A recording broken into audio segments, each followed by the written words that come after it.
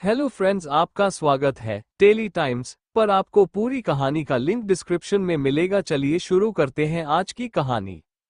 Rebirth of my dream angel episode 1। Bengaluru, India. रात का वक्त। एक आदमी इस वक्त बेंगलुरु की खाली सड़कों पर भाग जा रहा था। उसके माथे पर चोट लगी हुई थी, जहां से खून बह रहा था। साथ ही वो लंगड़ा लंगड़ा कर भाग रहा था क्योंकि उसके पैर पर गोली लगी हुई थी। उसके चेहरे पर डर साफ नजर आ रहा था। उसकी हालत बहुत ज्यादा खराब थी।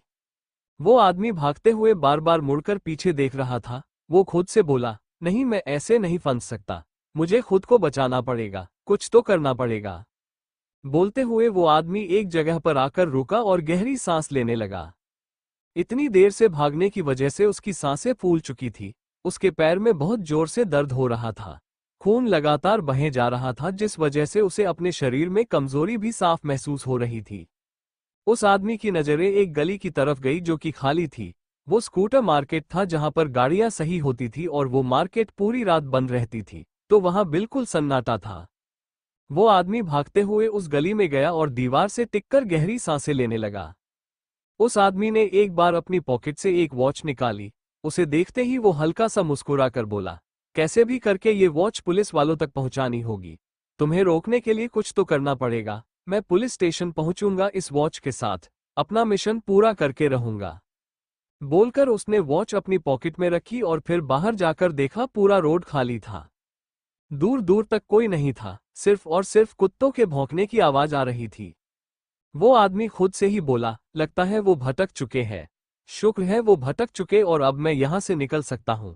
बोलकर उसने एक राहत की सांस ली और जैसे ही मुड़ा उसके मुंह से एकदम से चीख निकल गई, क्योंकि उसके सामने उस अंधेरी गली में कोई खड़ा था जिसकी परछाई साफ नजर आ रही थी। वो आदमी धीरे से बोला, चौहान साहब। सामने से एक बेहद सर्द आवाज आई, कमाल करते हुए एजेंट। मेरे अड्डे पर आकर पूरी इंफॉर्मेशन ले ली, रिकॉर्ड कर लिया, सब कर लिया, लेकिन आखिर में खुद को फंसा दिया। अपनी जान नहीं बचा पाए एजेंट। बोलते हुए वो अपने कदम धीमे धीमे उस आदमी की तरफ बढ़ाने लगा था। वो आदमी जल्दी से बोला, देखिए चौहान साहब, आप बहुत गलत कर रहे हैं। आप नहीं बच सकते। मैंने सब कुछ रिकॉर्ड किया है। आपके खिलाफ पूरा सबूत है जो बहुत जल्द पुलिस वालों के सामने, पूरी दुनिया के सामने होगा। आपको कोई नहीं बचा पाएगा। बोलते हुए वो आदमी अपने कदम पीछे लिए जा रहा था। चौहान साहब हल्का सा हंसकर बोले, मेरी सच्चाई सबके सामने होगी। शौक नहीं है मुझे, पर मजा बहुत आता है। इसी के साथ ही सामने वाले आदमी के मुंह से एक जोर की चीख निकल गई। उसने अपने सीने की तरफ देखा जहां पर चाकू धंसा हुआ था। उसके सीने से झराझर खून बहे जा रहा था। वो आदमी दर्द से तड़पते हुए चौहान साहब की तरफ देख रहा था। तभी चौहान साहब धीरे से बोले, कहा था ना शौक नहीं है, लेकिन मजा बहुत आता है और अद्वैत चौहान अपने एंटरटेनमेंट से कॉम्प्रोमाइज नहीं करता। बोलकर उसने चाकू एकदम से मरोड़ा।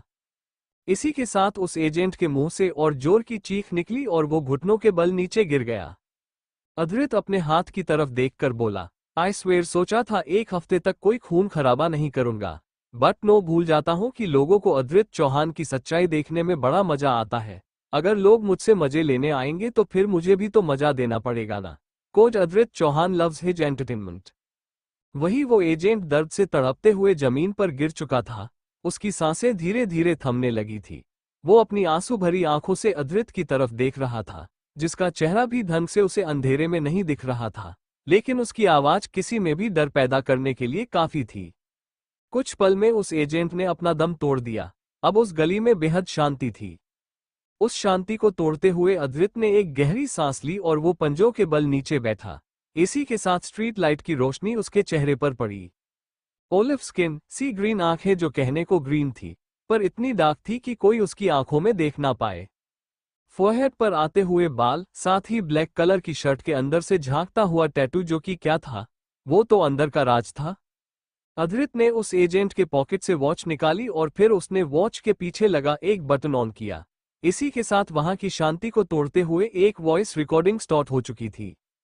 अद्वैत धीरे से बोला, सो सैड, मुझे तो किसी को मरते देख पछतावा भी नहीं हो रहा और तुझे शायद मरकर पछतावा हो रहा है। तभी सामने से एक आवाज आई, भाई ये तो मर गया, अब आपको यहां से चलना चाहिए। इसकी टीम को पता चल जाएगा कि ये मर चुका है। अद्वैत ने अपने सामने खड़े आदमी को देखा और फिर उससे बोला, ठिकाने लगाना है आरुष।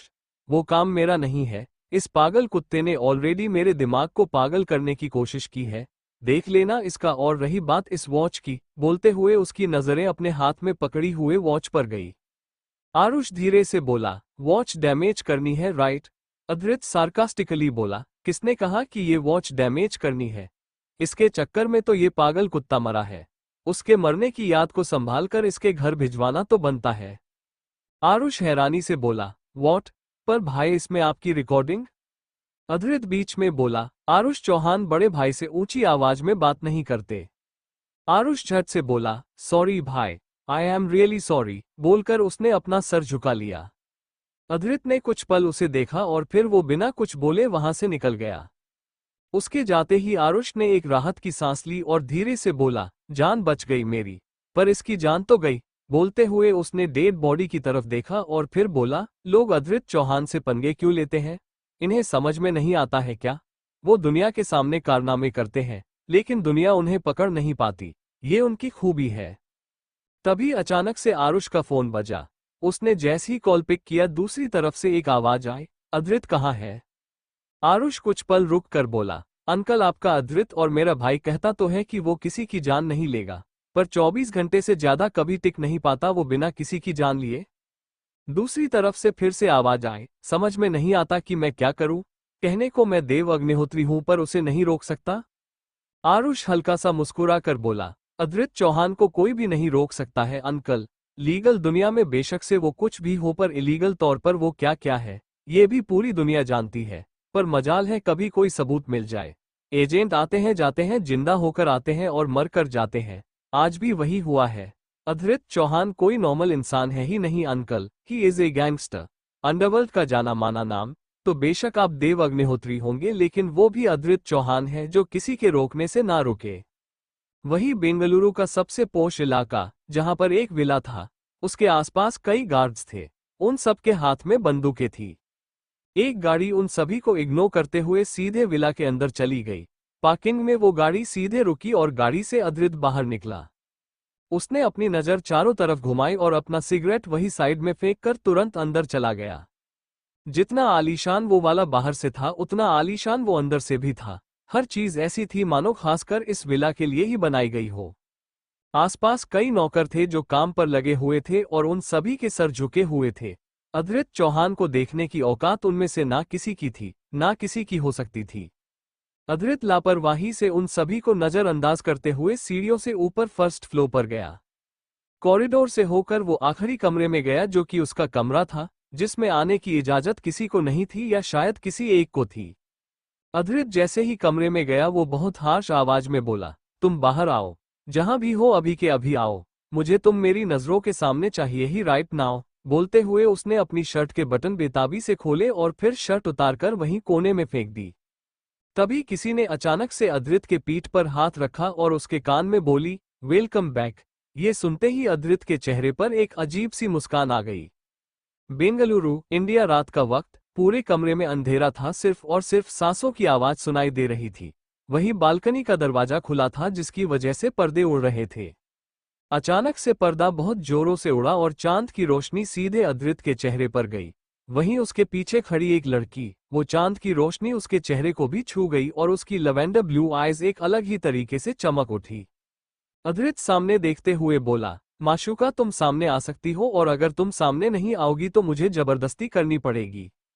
पीछे खड़ी लड़की मुस्कुराकर बोली, कमाल करते हो माशूका, बोलकर हक जताते हो और कुछ भी करने से पहले पूछोगे और फिर बाद में जबरदस्ती ही। वो अभी बोल रही थी कि तभी अद्रित ने एकदम से उसकी कलाई पकड़ी और फिर उसे घुमाते हुए अपने सामने किया।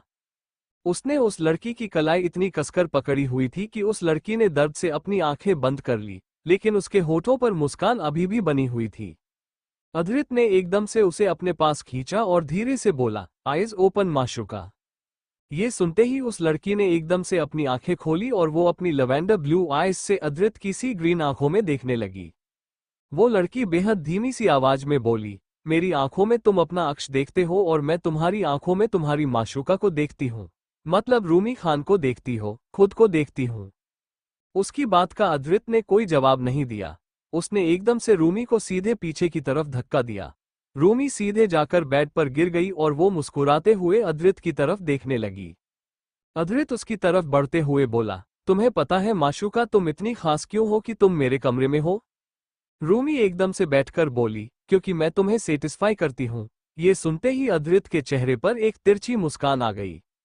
उसने अपना एक घुटना बेड पर टिकाया और रूमी के चेहरे पर झुककर उसकी आंखों में देखते हुए बोला, बेशक तुम मुझे सेटिस्फाई करती हो, जैसे मैं चाहता हूं वैसे कर सकती हो, पर पता है सबसे खास बात क्या है? रूमी कुछ पल रुक कर बोली, तुम बता दो। अद्रित ने एकदम से उसके बालों को मुट्ठी में भरा और उसके बालों को जोर से खींचा। रूमी ने अपनी आंखें बंद नहीं की, लेकिन उसके चेहरे पर दर्द झलकने लगा था और वो अभी भी अद्रित की आंखों में देख रही थी। अद्रित उसकी आंखों में देखते हुए बोला, जब दुनिया के सारे रिवाज तोड़कर तुम मेरे बेड पर मुझे सेटिस्फाई कर रही होती हो ना, तब तुम्हारी आंखों में मैं खुद को देखता हूँ। ये लवेंडर ब्लू आइज पागल करती है मुझे, मेरे अंदर की आग को हवा देने का काम करती है, मेरी बेबाकी को बेबाक करती है। रूमी ने धीरे से अद्रित के सीने पर हाथ रखा और मुस्कुरा कर बोली, तभी तो मैं खास हूँ। बोलते हुए वो अद्रित की आंखों में देख रही थी। अद्रित ने रूमी के बालों को और कसकर खींचा और इस बार ना चाहते हुए भी रूमी ने अपनी आंखें बंद कर ली और उसके मुंह से हल्की सी आह निकल गई। पर उसके दर्द से क्या अद्रित को फर्क पड़ता था? बिल्कुल नहीं। क्यों नहीं पड़ता था? ये बात तो रूमी नहीं जानती थी, पर वो अच्छे से जानती थी कि अद्रित को उसके दर्द से रत्ती भर भी फर्क नहीं पड़ता था। अद्रित रूमी के चेहरे पर हल्का सा और झुका। उसने कुछ पल उसके उसे छोटे से गोल से चेहरे को देखा और अगले पल उसने रूमी के होठों को कैप्चर कर लिया। करीब 1.5 घंटे बाद रूमी बेड पर बैठी हुई सामने बालकनी की तरफ देख रही थी। हवाएं अभी भी चल रही थी और ऐसा लग रहा था कि बारिश होगी। साथ ही बेड बालकनी के बिल्कुल सामने था और बालकनी खुली होने की वजह से चांद दिख रहा था और रूमी की नज़र चांद पर थी। रूमी कुछ सोच रही थी, तभी उसके कानों में अद्रित की आवाज पड़ी जो बोल रहा था, बीवी हो तुम मेरी। रूमी झट से बोली, नहीं माशूका हूँ। बोलते हुए उसने अद्रित को देखा जो कि वॉशरूम से बाहर आ चुका था और उसके एक हाथ में सिगरेट थी। अद्रित कुछ पल रुक कर बोला, निकलो यहाँ से। रूमी गहरी सांस लेकर बोली, जा रही हूँ। मैं तो तुम्हारे आने का इंतजार कर रही थी, तुम्हें देखकर जाना था मुझे। बोलकर वो जल्दी से बेड से खड़ी हुई और अपने कपड़े पहनने लगी। अद्रित इस वक्त रूमी की तरफ नहीं देख रहा था, वो बाहर चांद की तरफ देखते हुए सिगरेट का कश ले रहा था। रूमी ने जल्दी से अपने कपड़े पहने और वो अद्रित के सामने जाकर बोली, सुनो ना। ये सुनते ही अद्रित ने एकदम से रूमी की कलाई पकड़कर उसे मरोड़ते हुए उसकी पीठ से लगा दिया।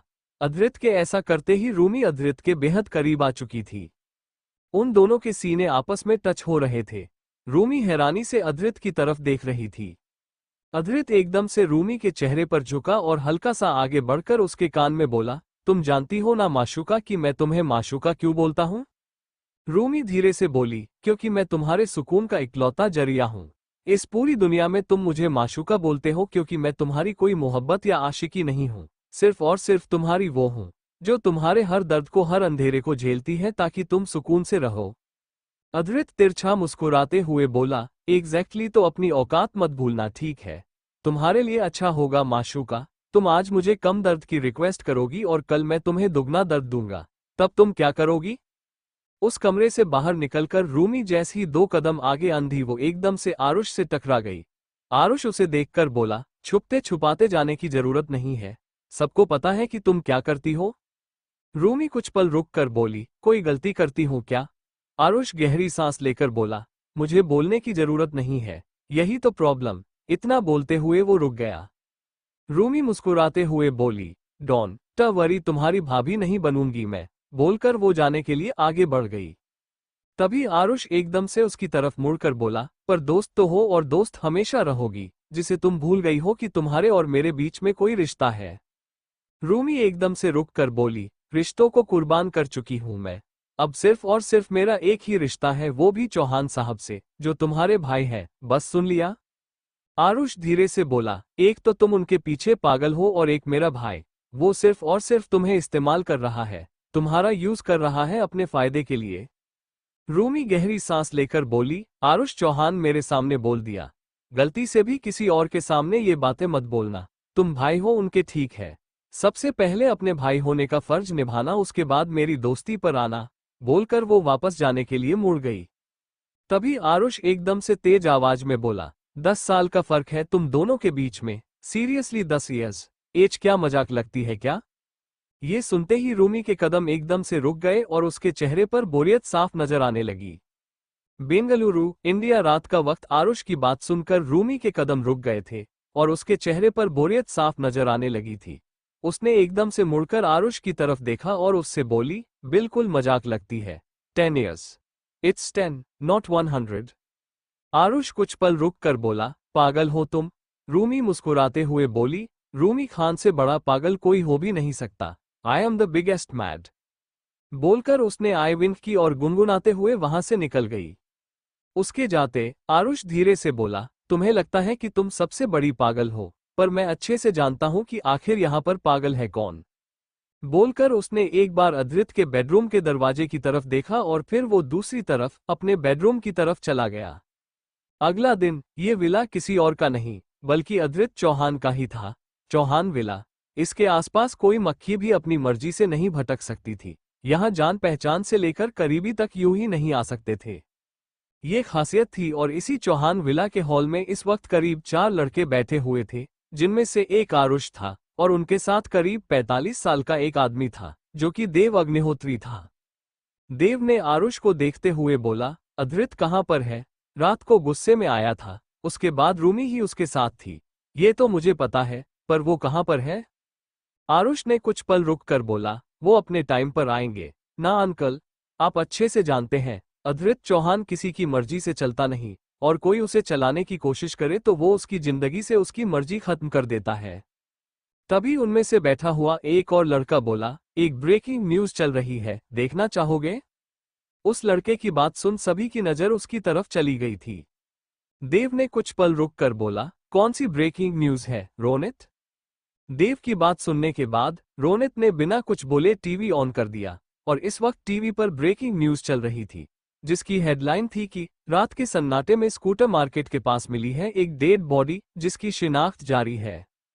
अभी तक ये पता नहीं चला कि आखिर ये डेड बॉडी है किसकी। डेड बॉडी पूरी तरीके से जली हुई मिली है, चेहरे की पहचान नहीं की जा सकती। सूत्रों के मुताबिक इसे किसी ने वहीं स्कूटर मार्केट के पास से जलाकर मारा। पोस्टमार्टम की रिपोर्ट से बहुत जल्द सामने आएंगे। सबकी नजर टीवी स्क्रीन की तरफ थी कि तभी एक आवाज आए, डी अंकल, आरुष, पार्थ, रोनित और ऋषभ, तुम सबके सब मेरी बात सुनो। ये सुनते ही उन पांचों की नजरें रूमी की तरफ चली गई, जो कि एक ट्रे लेकर उनकी तरफ ही आ रही थी। रूमी ने वो ट्रे कॉफी टेबल पर रखी और सबको देखकर बोली, न्यूज़ देखने के बाद रिएक्शन तो सबके सब ऐसे दे रहे हो जैसे कुछ पहली बार हुआ या फिर कुछ बहुत बड़ा हो गया है। आप लोगों को तो पता है कि आपके चौहान साहब खून करते हैं, मतलब खून किए बिना वो कहाँ रह पाते, और जलाने का काम तो आरुष का है। ये सुनते ही आरुष को एकदम से खांसी आ गई और वहीं ऋषभ उसे तिरछी नजर से देखने लगा। आरुष उसे देखकर बोला, मेरी गलती नहीं है यार, भाई ने बोला तो मुझे करना पड़ा। मैं किसी को आग लगाने के लिए थोड़ी बैठा रहता हूँ माचिस लेकर। ऋषभ ने कुछ पल रुक कर बोला, वो तो मुझे समझ में आ रहा है, पर मुझे ये समझ में नहीं आ रहा है कि जहां पर अद्रित ये सारे कांड करता है तो वहां पर क्यों पहुंच जाता है बात बात पर। आरुष ने धीरे से बोला, क्योंकि वो मेरा भाई है, मैं पहुंच जाता हूं। ऋषभ ने कुछ पल रुक कर बोला, वो तेरा भाई है जिसे खुद नहीं पता कि वो हर रोज बिना मर्डर किए रह नहीं पाता है, मतलब बोलता है कि नहीं करेगा, पर उसी रात कोई ना कोई कांड करके आ जाता है। बोलकर ऋषभ उठकर वहां से चला गया। उसके जाते सभी एक दूसरे को देखा, पर कोई कुछ नहीं बोला।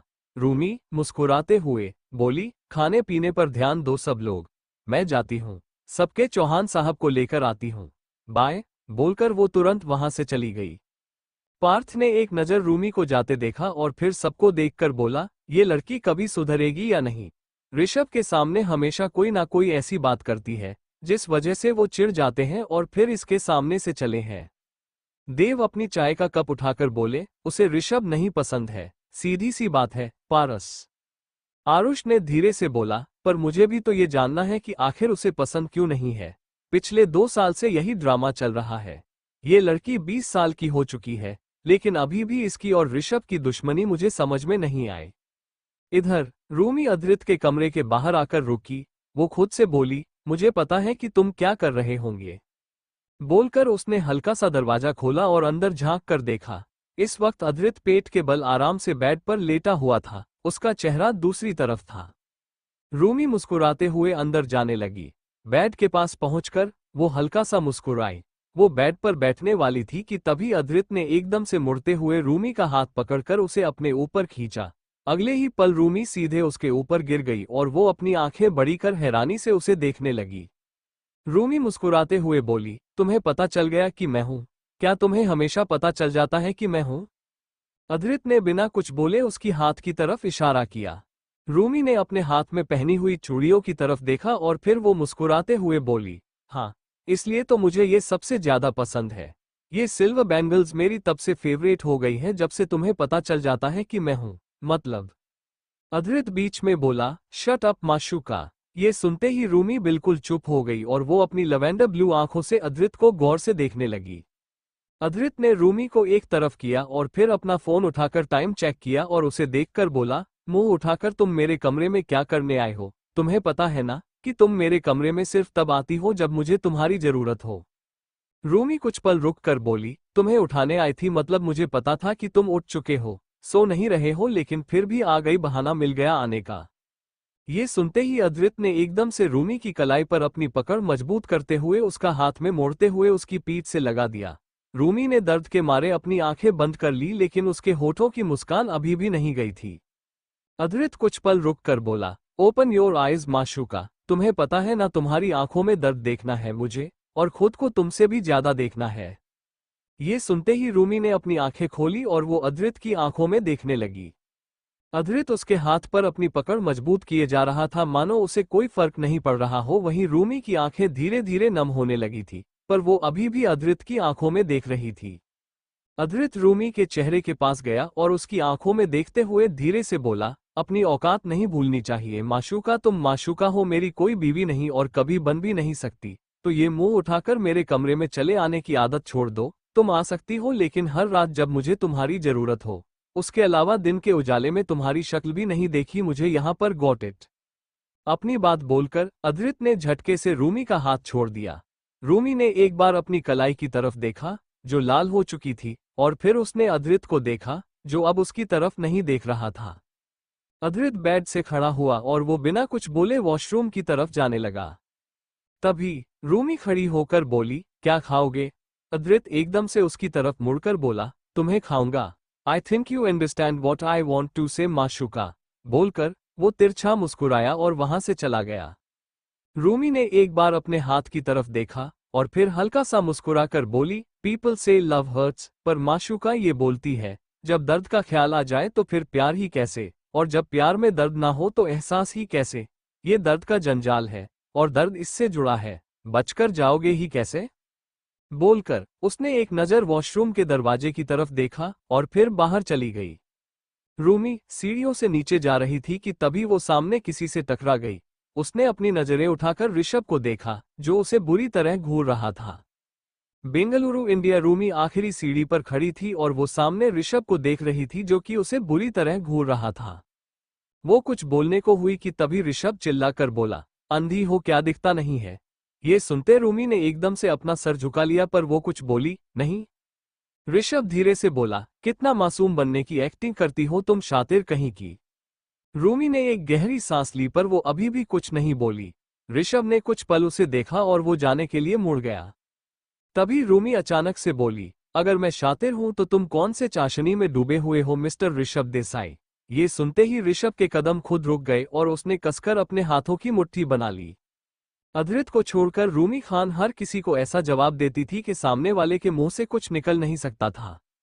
ऋषभ ने मुड़कर रूमी को देखा और फिर बोला, अधृत के सामने कितनी इनोसेंट सी बनती हो ना तुम, पर तुम कैसी हो ना ये मुझे पता है। रूमी मुस्कुराते हुए बोली, मैं उनके सामने इनोसेंट बनती नहीं हूं, बल्कि मैं जो हूं अब चौहान साहब की परख पर सवाल तो नहीं खड़े किए जा सकते मिस्टर ऋषभ देसाई। चौहान साहब ने मुझे परखा है और समझा, तभी तो मैं 2 सालों से यहां पर हूं। ऋषभ धीरे से बोला, फिर भी तुम्हें शर्म नहीं आती एक 18 साल की बच्ची होकर अपने से 10 साल बड़े इंसान के साथ तुम? इतना बोलते ही वो रुक गया। रूमी हल्का सा मुस्कुराकर बोली, जब दुनिया ने शर्म करनी छोड़ दी तो रूमी खान ने शर्म का चोला पहनने का ठेका तो नहीं लिया है ना। मैं हूँ बेशर्म तो बेशर्म ही सही, अच्छी लगती हो तो अच्छी बात है, अगर नहीं अच्छी लगती तो अपनी आंखें बंद कर लीजिए, दिखूंगी नहीं। बोलकर वो तुरंत वहां से चली गई। उसके जाते ऋषभ धीरे से बोला, आई हेट हर।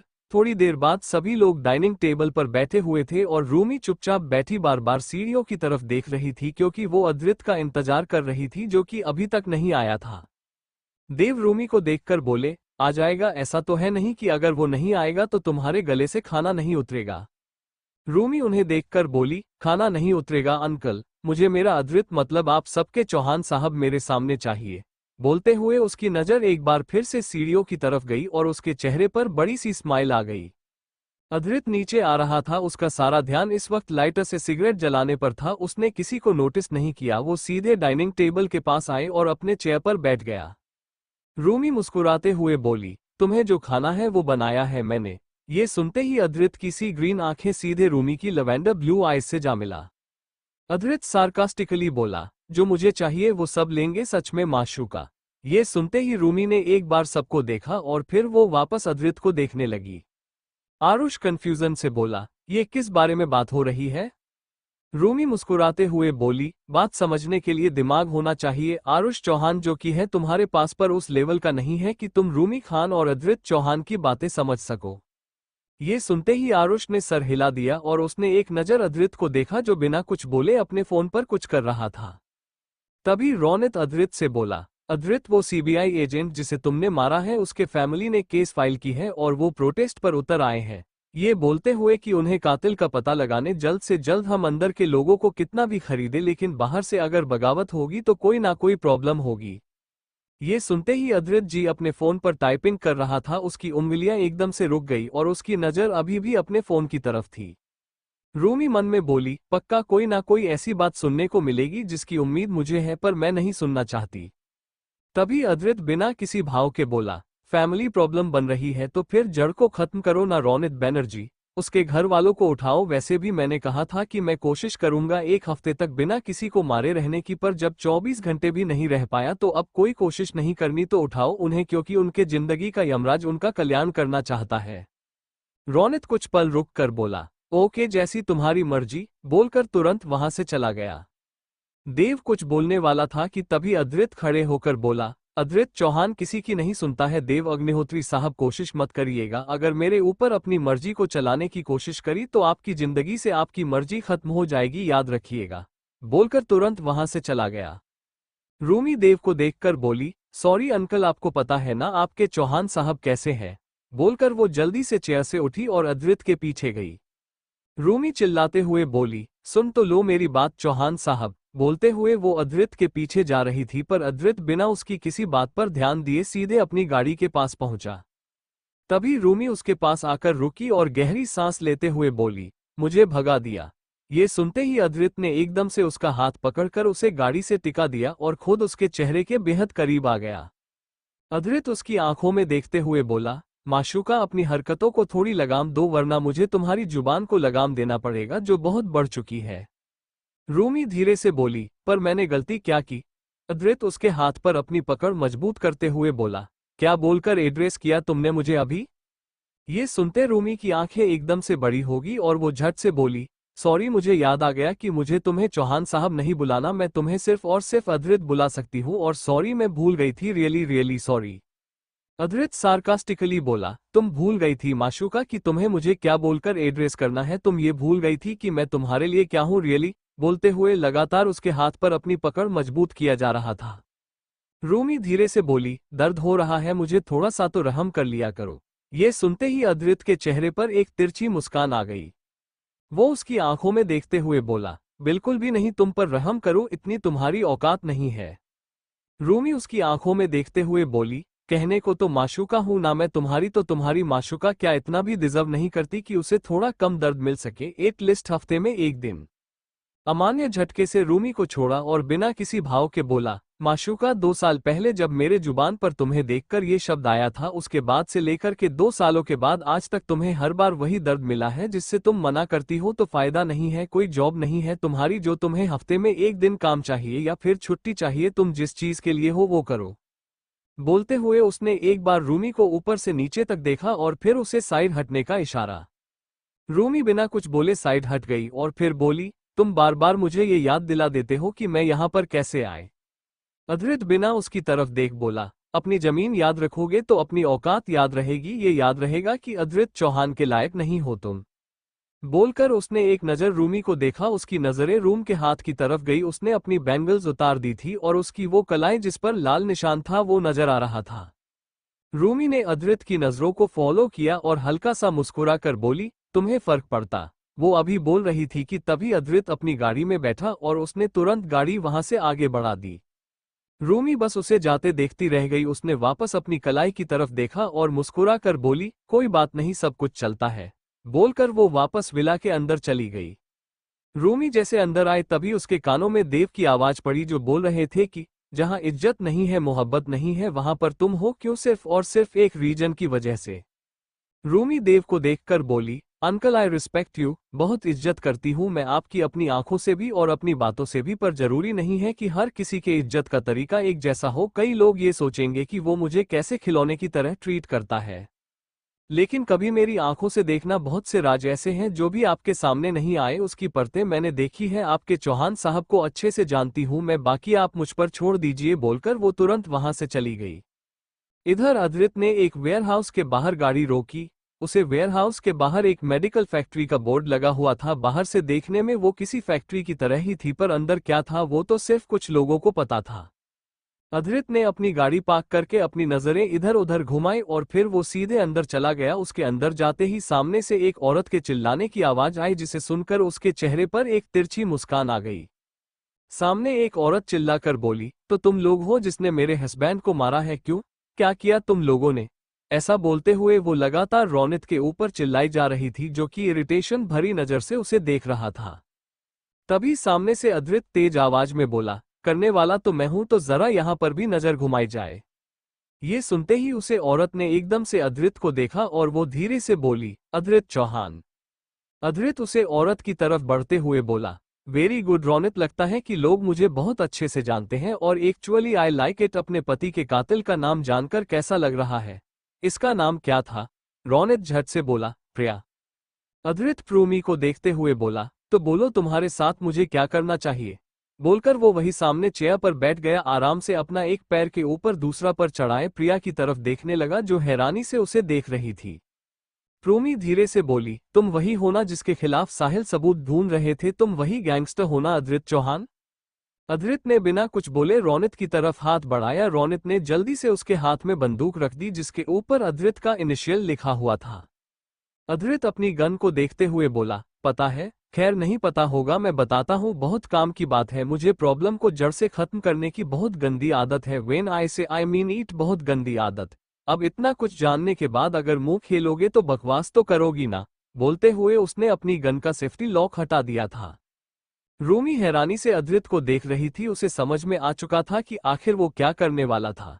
इससे पहले कि वो बचने की या कुछ भी कोशिश कर पाती, अधृत ने सीधे ट्रिगर दबा दिया। बुलेट प्रूमी के सीने पर लगी थी, वो अगले ही पल जमीन पर गिर गई और उसकी आंखें बंद हो गई। रौनित धीरे से बोला, जान से नहीं। अधृत बीच में बोला, जिंदा है, बस कभी आंखें नहीं खोल पाएगी, करने में मजा नहीं आता जितना तड़प में सुकून है। रौनित, मौत सिर्फ उसे मिलती है जिसने बुरा में थोड़ा कम किया हो।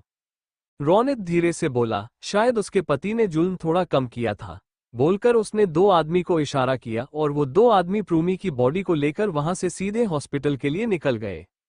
अधृत अपनी आंखें बंद करते हुए बोला, रौनित। ये सुनते रौनित झट से बोला, आरुष काम पर लगा हुआ है और खान साहब भी तलाश में लगे हुए हैं, और एक बात, उनका पूरा खानदान आ रहा है। रौनित की बात सुनते ही अधृत के चेहरे पर एक इविल स्माइल आ गई थी। रात का वक्त, विला में रूमी इस वक्त डाइनिंग टेबल पर बैठी हुई थी। वही पार्थ उसके बहुत पास खड़ा था और वो उसे अपने फोन में कुछ दिख रहा था। इस पूरे घर में रूमी की सबसे ज्यादा पार्थ के साथ बनती थी और उसके साथ उसका जो रिश्ता था वो बहुत डिफरेंट था। पिछले 2 सालों में वो पार्थ के बहुत क्लोज थी। पार्थ मुस्कुराते हुए बोला, मुझे पता था तुम्हें ये पसंद आएगा। आई थिंक अब मुझे जाना चाहिए। अगर अधृत आ गया ना, और अगर उसने अपनी माशूका के साथ किसी को देख लिया तो फिर वो मुझे ठोक देगा, खत्म कर देगा, समझ रही हो। रूमी मुस्कुराते हुए बोली, डॉन ट वरी, वो अभी नहीं आ रहा। बोलते हुए उसका सारा ध्यान फोन करता वही अधृत की गाड़ी बाहर आकर रोकी। तभी एक नौकर तुरंत वहां पर आकर बोला, चौहान साहब आ गए। ये सुनते ही रूमी के हाथ से फोन छूटकर नीचे गिर गया और उसने पार्थ की तरफ हैरानी से देखा। बेंगलुरु इंडिया, रात का वक्त। अद्रित जैसे ही अंदर पहुंचा उसकी नजरें रूमी की तरफ चली गई जो कि पार्थ के साथ डाइनिंग टेबल के पास खड़ी थी। वही पार्थ अपने टूटे हुए फोन को देख रहा था और रूमी की नजरें खुद उसकी तरफ ही थी। अद्रित तेज आवाज में बोला, माशूका, हर रोज तुम मेरी नजरों के सामने होती हो तो आज तुम्हारी नजरें कहीं और क्यों है? ये सुनते रूमी की आंखें एकदम से बड़ी हो गई और उसने अद्रित की तरफ देखा जो कि गेट के पास अपनी गन लिए खड़ा था। वो जल्दी से पार्थ से हल्का सा दूर हुई और धीरे से बोली, वो एक्चुअली पार्थ का फोन टूट गया, मतलब मेरे हाथ से गिरकर छूट गया। पार्थ उसे घूरते हुए बोला, तुमने तोड़ा है? अद्रित का नाम सुनते तुम्हारी हालत इतनी खराब हो गई कि तुम्हारे हाथ से फोन छूटकर गिर गया। मेरा फोन है, अब मैं क्या करूं? रूमी धीरे से बोली, नया फोन ले लो। बोलकर वो सीधे अद्रित की तरफ बढ़ गई। रूमी जैसे ही अद्रित के सामने आकर रुकी, अद्रित ने एकदम से उसका हाथ पकड़ा और उसे खींचते हुए वहां से ऊपर ले जाने लगा। ये देखते ही पार्थ धीरे से बोला, ये तो गई अद्रित, इसे छोड़ेगा नहीं। मना किया था मैंने कि ज्यादा मुझसे बात करने की जरूरत नहीं है, लेकिन नहीं मानी। बोलते हुए अपने फोन की तरफ देखा जिसकी स्क्रीन पूरी तरीके से टूट चुकी थी। इधर अद्रित रूमी को सीधे अपने बेडरूम में लेकर गया और उसने झटके से रूमी का हाथ छोड़ा। उसकी इस हरकत पर रूमी हैरानी से उसे देखने लगी और उसने खुद को संभाल लिया था ताकि वो गिर ना पाए। रूमी हैरानी से बोली, इतनी नाराजगी, वो भी सिर्फ इसलिए कि मैं पार्थ के साथ थी। मैं उसके साथ सिर्फ बात कर रही थी और वो भी नॉर्मल बात। अद्रित अपनी जैकेट उतारते हुए बोला, जब तुम यहाँ पर आई थी तो तुम्हें कुछ रूल्स बताए गए थे माशूका। तुम्हें याद है ना कि तुम्हारे लिए मैंने क्या रूल सेट किए हैं? बोलते हुए उसने अपनी जैकेट उतारकर सोफे पर फेंक दी और फिर रूमी की तरफ बढ़ने लगा। अद्रित की बात सुन रूमी के दिमाग में कुछ यादें तैर गई। वो धीरे से बोली, याद है मुझे, रूल नंबर 1, मैं तुम्हें कभी मना नहीं करूंगी। रोल नंबर 2, इस विला में जितने भी लोग हैं एक हद से आगे मुझे उनके साथ भी इन्वॉल्व नहीं होना है। रूल नंबर 3, बिना तुम्हारी परमिशन के बाहर नहीं जाना है। रूल नंबर 4, तुम्हें हमेशा खुश रखना है। और बताओ। अद्रित ने एकदम से रूमी के बालों को अपनी मुट्ठी में भरते हुए जोर से खींच, जिस वजह से फिर रूमी ने कसकर अपनी आंखें बंद कर ली। उसे ऐसा लग रहा था कि उसके बाल उसके स्कैल्प से उखड़ जाएंगे, पर उसके मुंह से एक आवाज तक नहीं निकली। अद्रित धीमी मगर सर्द आवाज में बोला, जब तुम्हें सारे रूल्स अच्छे से याद है माशूका, तो फिर तुम क्या कर रही थी पार्थ के साथ? तुम्हारा हंसना, तुम्हारा मुस्कुराना, ये सारी चीज एक हद के आगे मुझे किसी के साथ भी बर्दाश्त नहीं है, फिर चाहे वो कोई भी हो। उसकी बात सुन रूमी ने अपनी आंखें खोली और वो उसकी आंखों में देखने लगी। अद्रित ने एकदम से रूमी को जोर का धक्का दिया, जिस वजह से वो नीचे फ्लो पर गिर गई और उसके मुंह से हल्की सी आह निकल गई क्योंकि उसके हाथ पर चोट लग गई थी। रूमी अपना हाथ देखते हुए बोली, सॉरी, पर मैंने जानबूझकर नहीं किया, वो मुझे कुछ दिख रहा था तो मेरा ध्यान नहीं रहा कि मुझे ज्यादा इन्वॉल्व नहीं होना है। अद्रित बिना कुछ बोले बेड पर बैठ गया और वो रूमी को गौर से देखने लगा। अद्रित की सी ग्रीन आंखें रूमी पर इस कदर ठहरी हुई थी मानो वो उसे पहली बार और आखिरी बार देख रहा था। रूमी धीरे से बोली, आई एम सॉरी प्लीज। अद्रित बिना किसी भाव के बोला, प्रिपेयर योरसेल्फ, जब मैं आऊं तो तुम मुझे मेरे बेड पर इस पोजीशन में चाहिए जैसे मुझे पसंद है। बोलकर वो तुरंत वॉशरूम चला गया। उसके जाते ही रूमी खड़ी होते हुए बोली, कर दी गलती, पूरे दिन बाहर इसका मूड खराब था और मैंने अलग से मूड खराब कर दिया। रूमी खान, क्या जरूरत थी पार्थ से इतनी ज्यादा बातें करने की, पता नहीं अब क्या होगा मेरे साथ। बोलते हुए उसने अपने इयररिंग्स निकालकर नाइट स्टैंड पर रखे और धीरे धीरे अपने कपड़े उतारने लगी। थोड़ी देर बाद अद्रित बाहर आया और उसकी नजरें रूमी की तरफ चली गई जो कि बेड पर लेटी हुई थी और सीलिंग की तरफ देख रही थी। अद्रित उसकी तरफ बढ़ते हुए बोला, this is what I want माशूका, तुम्हें तुम्हारी पोजीशन अच्छे से पता रहे और ये पता रहे कि तुम यहाँ पर हो, लेकिन कुछ रूल्स के साथ इतनी आज़ादी नहीं है तुम्हें कि तुम जिसके साथ मर्जी उसके साथ इन्वॉल्व हो सको। बोलते हुए वो उसके पास आ चुका था। रूमी ने अपनी नज़र अद्रित की तरफ की और उसकी आंखों में देखते हुए बोली, समझ गई, ओके, अब तुम मुझे दर्द देने वाले हो, मुझे पता है, क्योंकि बातों से तुम्हारा मन कभी नहीं भरता, तुम्हें पनिशमेंट देने की आदत है और मुझे दर्द देकर तो वैसे भी तुम खुश होते हो, पर थोड़ा कम। ये सुनते ही अद्रित के चेहरे पर एक तिरछी मुस्कान आ गई। उसने रूमी की उस कलाई को कसकर पकड़ जिस पर ऑलरेडी निशान था, जिसे उसने ऑलरेडी दर्द दे रखा था। उसके इस हरकत पर रूमी ने कसकर अपनी आंखें बंद कर लिया और उसे समझ में आ चुका था कि अद्रित उसे दर्द दिए बिना नहीं रहेगा। अद्रित झुककर रूमी के कान में बोला, तुम्हें पता है ना माशूका, तुम जितना दर्द से दूर भागने की कोशिश करोगी मैं तुम्हें उतना ही दर्द दूंगा। तो फिर फायदा क्या है, जेलो नहीं तो दर्द बढ़ जाएगा। बोलते हुए उसने रूमी के हाथ को बेड पर कसकर प्रेस कर दिया। रूमी हल्का सा मुस्कुरा कर बोली, तुम्हारे दिए हर दर्द से भी मुझे। वो अपनी बात पूरी कर पाती उससे पहले ही अद्रित के होठों ने उसे चुप कर दिया। रूमी ने अपनी आंखें बंद कर ली और वो खुद अद्रित का धीरे धीरे साथ देने लगी थी। अद्रित बहुत ही बेरहमनी से उसके होठों को सजा दिए जा रहा था और रूमी बिना कुछ बोले चुपचाप उस सजा को मंजूर कर रही थी। शायद गलती उसकी थी और शायद नहीं भी थी। कुछ गलतियां बताने वाली होती है और कुछ गलतियां किस्मत कर देती हैं। जिन्हें नहीं मिलना होता उन्हें मिला देती है। खैर, जब मिल चुके हैं तो फिर जाने का सवाल पैदा ही नहीं होता। अद्रित के हाथ रूमी के जिस्म को तराश रहे थे। धीरे धीरे रूमी का दर्द बढ़ता जा रहा था और अद्रित की बेरहमी बढ़ती जा रही थी, पर उसकी बेरहमी के आगे रूमी कुछ बोल नहीं पाई। शायद वो बोलना ही नहीं चाहती थी।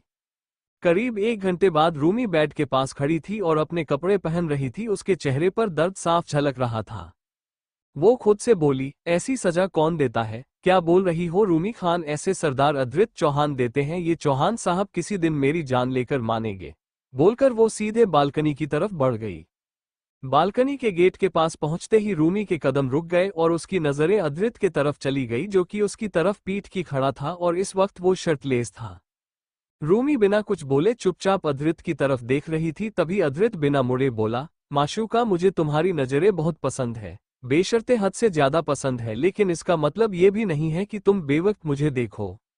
रूमी हल्का सा मुस्कुरा कर बोली, किसी नाचीज ने कहा है कि अपनी मोहब्बत को देखने से सुकून मिलता है। अद्रित सामने चांद की तरफ देखते हुए बोला, और उस नाचीज का नाम माशूका है। रूमी मुस्कुरा कर बोली, बेशक तुम्हारी माशूका और दुनिया के लिए। रूमी खान, वैसे तुम्हें पता है कल तुम्हें और मुझे 2 साल पूरे हो जाएंगे। मुझे इस विला में आए हुए, तुम्हारी जिंदगी में आए हुए 2 साल पूरे हो जाएंगे। अद्रित रूमी की तरफ मुड़ा और उसने एक बार रूमी को ऊपर से नीचे तक देखा। उसकी नजरें रूमी के गर्दन पर कुछ पर ठहरी और फिर वो उसकी आंखों में देखकर बोला, तुम्हारे दर्द को 2 साल पूरे हो जाएंगे माशूका, और अभी अगर तुम यहाँ से नहीं निकली तो कल पूरा दिन तुम दर्द में तड़पती रह जाओगी और आखिर में तुम्हारी आंखों से आंसू बह निकलेंगे। रूमी झट से बोली, जा रही हूँ। तुम्हारे धमकियों से मुझे डर लगता है, क्योंकि तुम्हारे दर्द देने के अंदाज से मुझे प्यार हो सकता है, लेकिन दर्द से डर ही लगता है। गुड नाइट मेरे चौहान साहब। बोलकर उसने अद्रित को एक फ्लाइंग किस दी और फिर तुरंत वहां से भागते हुए निकल गई। उसे पता था कि अगर वो थोड़ी देर और भी रुकती तो अद्रित उसे छोड़ने वाला नहीं था, क्योंकि रूमी के मुंह से चौहान साहब सुनना अद्रित को बिल्कुल पसंद नहीं था। अद्रित अभी भी अपनी जगह पर खड़ा था। उसकी नजरें नीचे एक ब्रेसलेट पर गई। वो रूमी का ब्रेसलेट था जो यहीं पर गिर गया था। अद्रित आगे बढ़कर पंजे के बल बैठा और उसने वो ब्रेसलेट उठा लिया। अद्रित कुछ पल रुक कर बोला, 2 साल। बोलते हुए उसके चेहरे पर एक तिरछी मुस्कान आ गई थी। थोड़ी देर बाद अद्रित को ब्रेसलेट लेकर खड़ा हुआ। अद्रित ने उसे ब्रेसलेट को कुछ पल देखा और फिर उससे नीचे गिरा दिया। अगले ही पल उसने अपने पॉकेट से एक बोतल निकाली जो कि पॉकेट साइज की थी और वो बियर बोतल थी। अद्रित ने धीरे धीरे उसे ब्रेसलेट के ऊपर बियर गिरना शुरू कर दिया। थोड़ी देर बाद उसने अपनी लाइटर जलाकर नीचे फेंकी और कुछ ही पल में उसे ब्रेसलेट के ऊपर आग लगने लगी। अद्रित धीरे से बोला, 2 साल पूरे हुए माशूका, तो 2 साल पर तुम्हारे लिए एक बहुत बड़ा सरप्राइज बनता है। उसने इतना ही कहा था कि तभी उसका फोन बजा। अद्रित ने जैसी कॉल पिक किया, दूसरी तरफ से आरुष बोला, आपको अब तक रोनित ने बता दिया होगा कि खान साहब अभी तक शांत नहीं हुए हैं। 2 साल से वो लगे हुए अपनी बेटी को ढूंढने में। पूरा लखनऊ उन्होंने सर पर उठाया हुआ है। अद्रित गहरी सांस लेकर बोला, आरुष, वो खान साहब के साथ साथ लखनऊ के एक नवाब भी है। अब नवाब की बेटी 2 साल से गुमशुदा रहेगी तो हलचल तो होगी ही। मेरी माशूका का गुमशुदा ही नहीं है, वो मेरी है। जब खान साहब को पता चलेगा कि उनकी औलाद हर रोज किसी के बिस्तर पर बिखरती है तो बेचारे का दिल टूट जाएगा। So sad. आरुष धीरे से बोल, व्हाट आर यू प्लानिंग भाई? अद्रित तिरछा मुस्कुराते हुए बोला, nothing special but something special. कल बहुत खास दिन है तो धमाके तो बनते हैं ना आरुष चौहान? आरुष कुछ पल रुक कर बोल, भाई प्लीज रूमी को हट मत करना, वो बहुत प्यार करती है आपसे। आपको नहीं दिखता है क्या? पागल है वो आपके पीछे। और अद्रित बीच में बोल, किसकी माशूका है वो आरुष चौहान? आरुष धीरे से बोल, आपकी। अद्रित बिना किसी भाव के बोला, एग्जैक्टली। अगर माशूका मेरी है तो उसके दर्द से लेकर के खुशी तक मैं देखूंगा। उसकी फिक्र करने का हक नहीं दिया है मैंने किसी को भी। इस विला में जितने भी लोग हैं वो सब जानते हैं। तुम भी समझ जाओ, मेरे भाई होने की जितनी भी छूट है तुम्हें वो वापस ली जा सकती है। आरुष कुछ बोल पाता उससे पहले अद्रित ने कॉल कट कर दिया।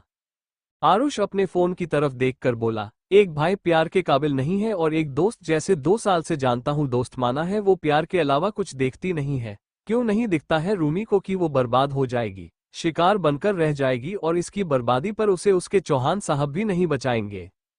इधर रूमी अपने कमरे में आ चुकी थी। वो जैसे बेड पर बैठी उसके मुंह से हल्की सी आह निकल गई और उसने अपने पेट पर हाथ रख लिया। रूमी खुद से बोली, कब तक दर्द दोगे, कभी ना कभी तो दर्द के बदले मुझे भी कुछ मिलेगा, जो मैं चाहती हूँ वो मिलेगा। बोलकर उसने नाइट सैंड का ड्रॉ खोला और फिर एक बर्थ कंट्रोल निकालकर उसने दवाई ले ली। रूमी बेड पर लेटी और फिर उसकी नजरें खुद के हाथ की तरफ चली गई जिस पर अद्रित की उंगलियों के निशान थे। उसने अपनी कलाई पर किस किया और फिर मुस्कुरा कर बोली, तुम्हारे दिए हर दर्द में मेरी रजा है, जाने किसकी खता है कि तू मेरे दर्द की वजह है। बोलकर उसने अपनी आंखें बंद कर ली। बेंगलुरु, इंडिया। सुबह का वक्त, सभी लोग हॉल में बैठे हुए थे।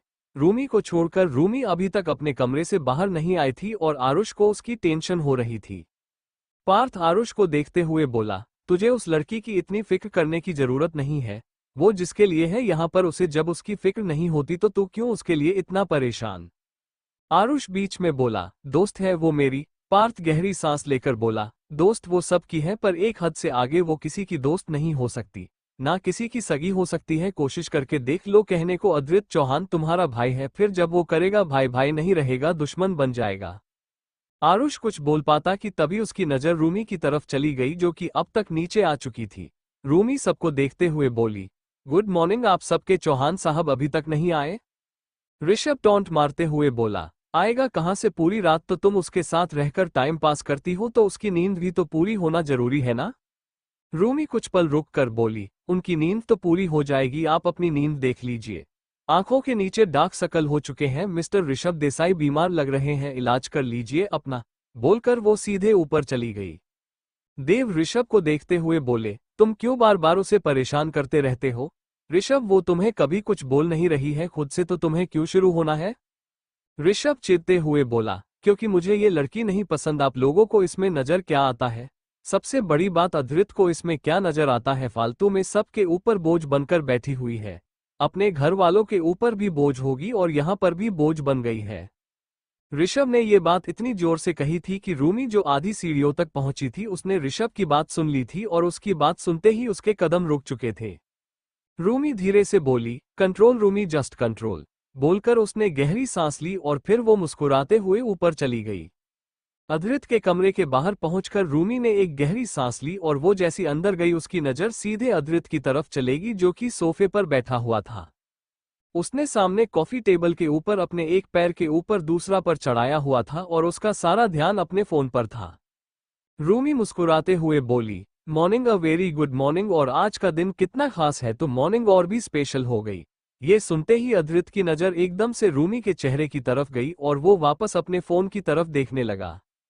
रूमी कुछ पल रुक कर बोली, अब कुछ बोलो तो सही, और अगर कुछ नहीं बोलना तो फिर जल्दी से नीचे आ जाओ। बोलते हुए वो अद्रित के पास पहुंची।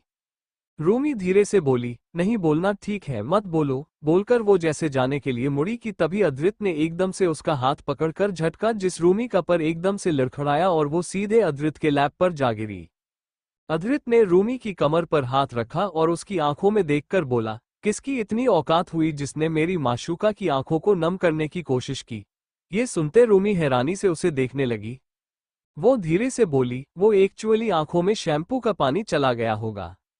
अद्रित बीच में बोला, माशूका। उसके बोलने के लहजे में रूमी वार्निंग साफ महसूस कर सकती थी।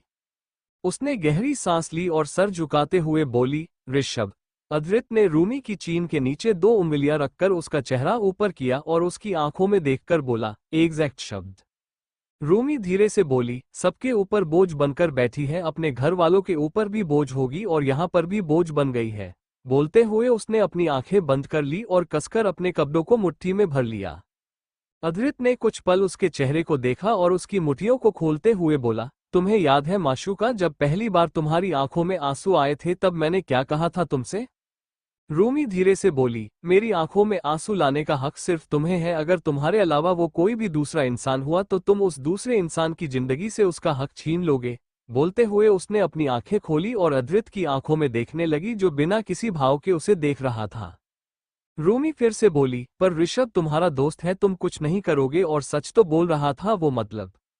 अद्रित बीच में बोला, अगर सच भी बोल रहा था तो कोई ऐसा सच तुम्हें कोई और नहीं बोल सकता जिसकी वजह से तुम्हारी आंखें नम हो माशूका। इतना हक मैंने किसी को नहीं दिया है, और जब मैं बोल रहा हूं किसी को नहीं मतलब किसी को भी नहीं, फिर चाहे वो ऋषभ हो या तुम खुद हो। रूमी कुछ बोलने वाले थे कि तभी अद्रित ने एकदम से उसके बालों को मुट्ठी में भरकर जोर से खींच लिया। रूमी अपनी आंखें बंद करते हुए बोली, दर्द हो रहा है। अद्रित उसके कान में बोला, एग्जैक्टली मेरा दिया दर्द है ना माशूका, तो मेरे दिए हर दर्द में तुम्हारी खुशी है, लेकिन अगर कोई दूसरा तुम्हें दर्द देता है तो तुम्हारा दिल दुखता है। एग्जैक्टली। रूमी उसे दर्द में भी मुस्कुराते हुए बोली, कितने अच्छे से जानते हो ना तुम मुझे, इसलिए तो मुझे तुमसे प्यार। इतना बोलते वो रुक गई और उसने अपनी लोअर लिप को बाइट कर लिया। अद्रित को बार बार उसके मुंह से एक ही बात सुनना बिल्कुल पसंद नहीं, और ये प्यार वाली बात वो बहुत कम ही उसके सामने करती थी। अद्रित ने बिना कुछ बोल रूमी के कान पर अपने होंठ टिका दिए और उसकी पकड़ अभी भी रूमी के बालों पर मजबूत देता है, अपना सर हल्का सा भी नहीं हिला सकती थी। अगर वो ऐसा कुछ करती तो दर्द के मारे उसके मुंह से चीख निकल जाती। थोड़ी देर बाद अद्रित पीछे हटा और उसने रूमी के बालों को छोड़ दिया। रूमी जल्दी से अपने स्कैल्प को सहलाते हुए अद्रित को देखकर बोली, मुझे समझ में नहीं आता, तुम्हें मुझसे फर्क नहीं पड़ता। तुम बोलते हो कि मैं तुम्हारे सेटिस्फैक्शन के लिए हूं, लेकिन ऐसा क्यों होता है? कोई और मुझे दर्द दे तुम बर्दाश्त नहीं करते, तुम उस पर अपना दर्द दे देते हो। कोई और मुझे मुस्कुराने की वजह दे दे तो तुम उसे मुस्कुराहट को हटाकर खुद वजह बन जाते हो। नफरत है मुझसे या फिर कुछ और? अद्रित उसकी आंखों में देखते हुए बोला, बेबाकी है। ये सुनते ही रूमी के दिल की धड़कनें बढ़ चुकी थी। वो कुछ बोलने वाली थी कि तभी अद्रित ने उसे उठने का इशारा किया।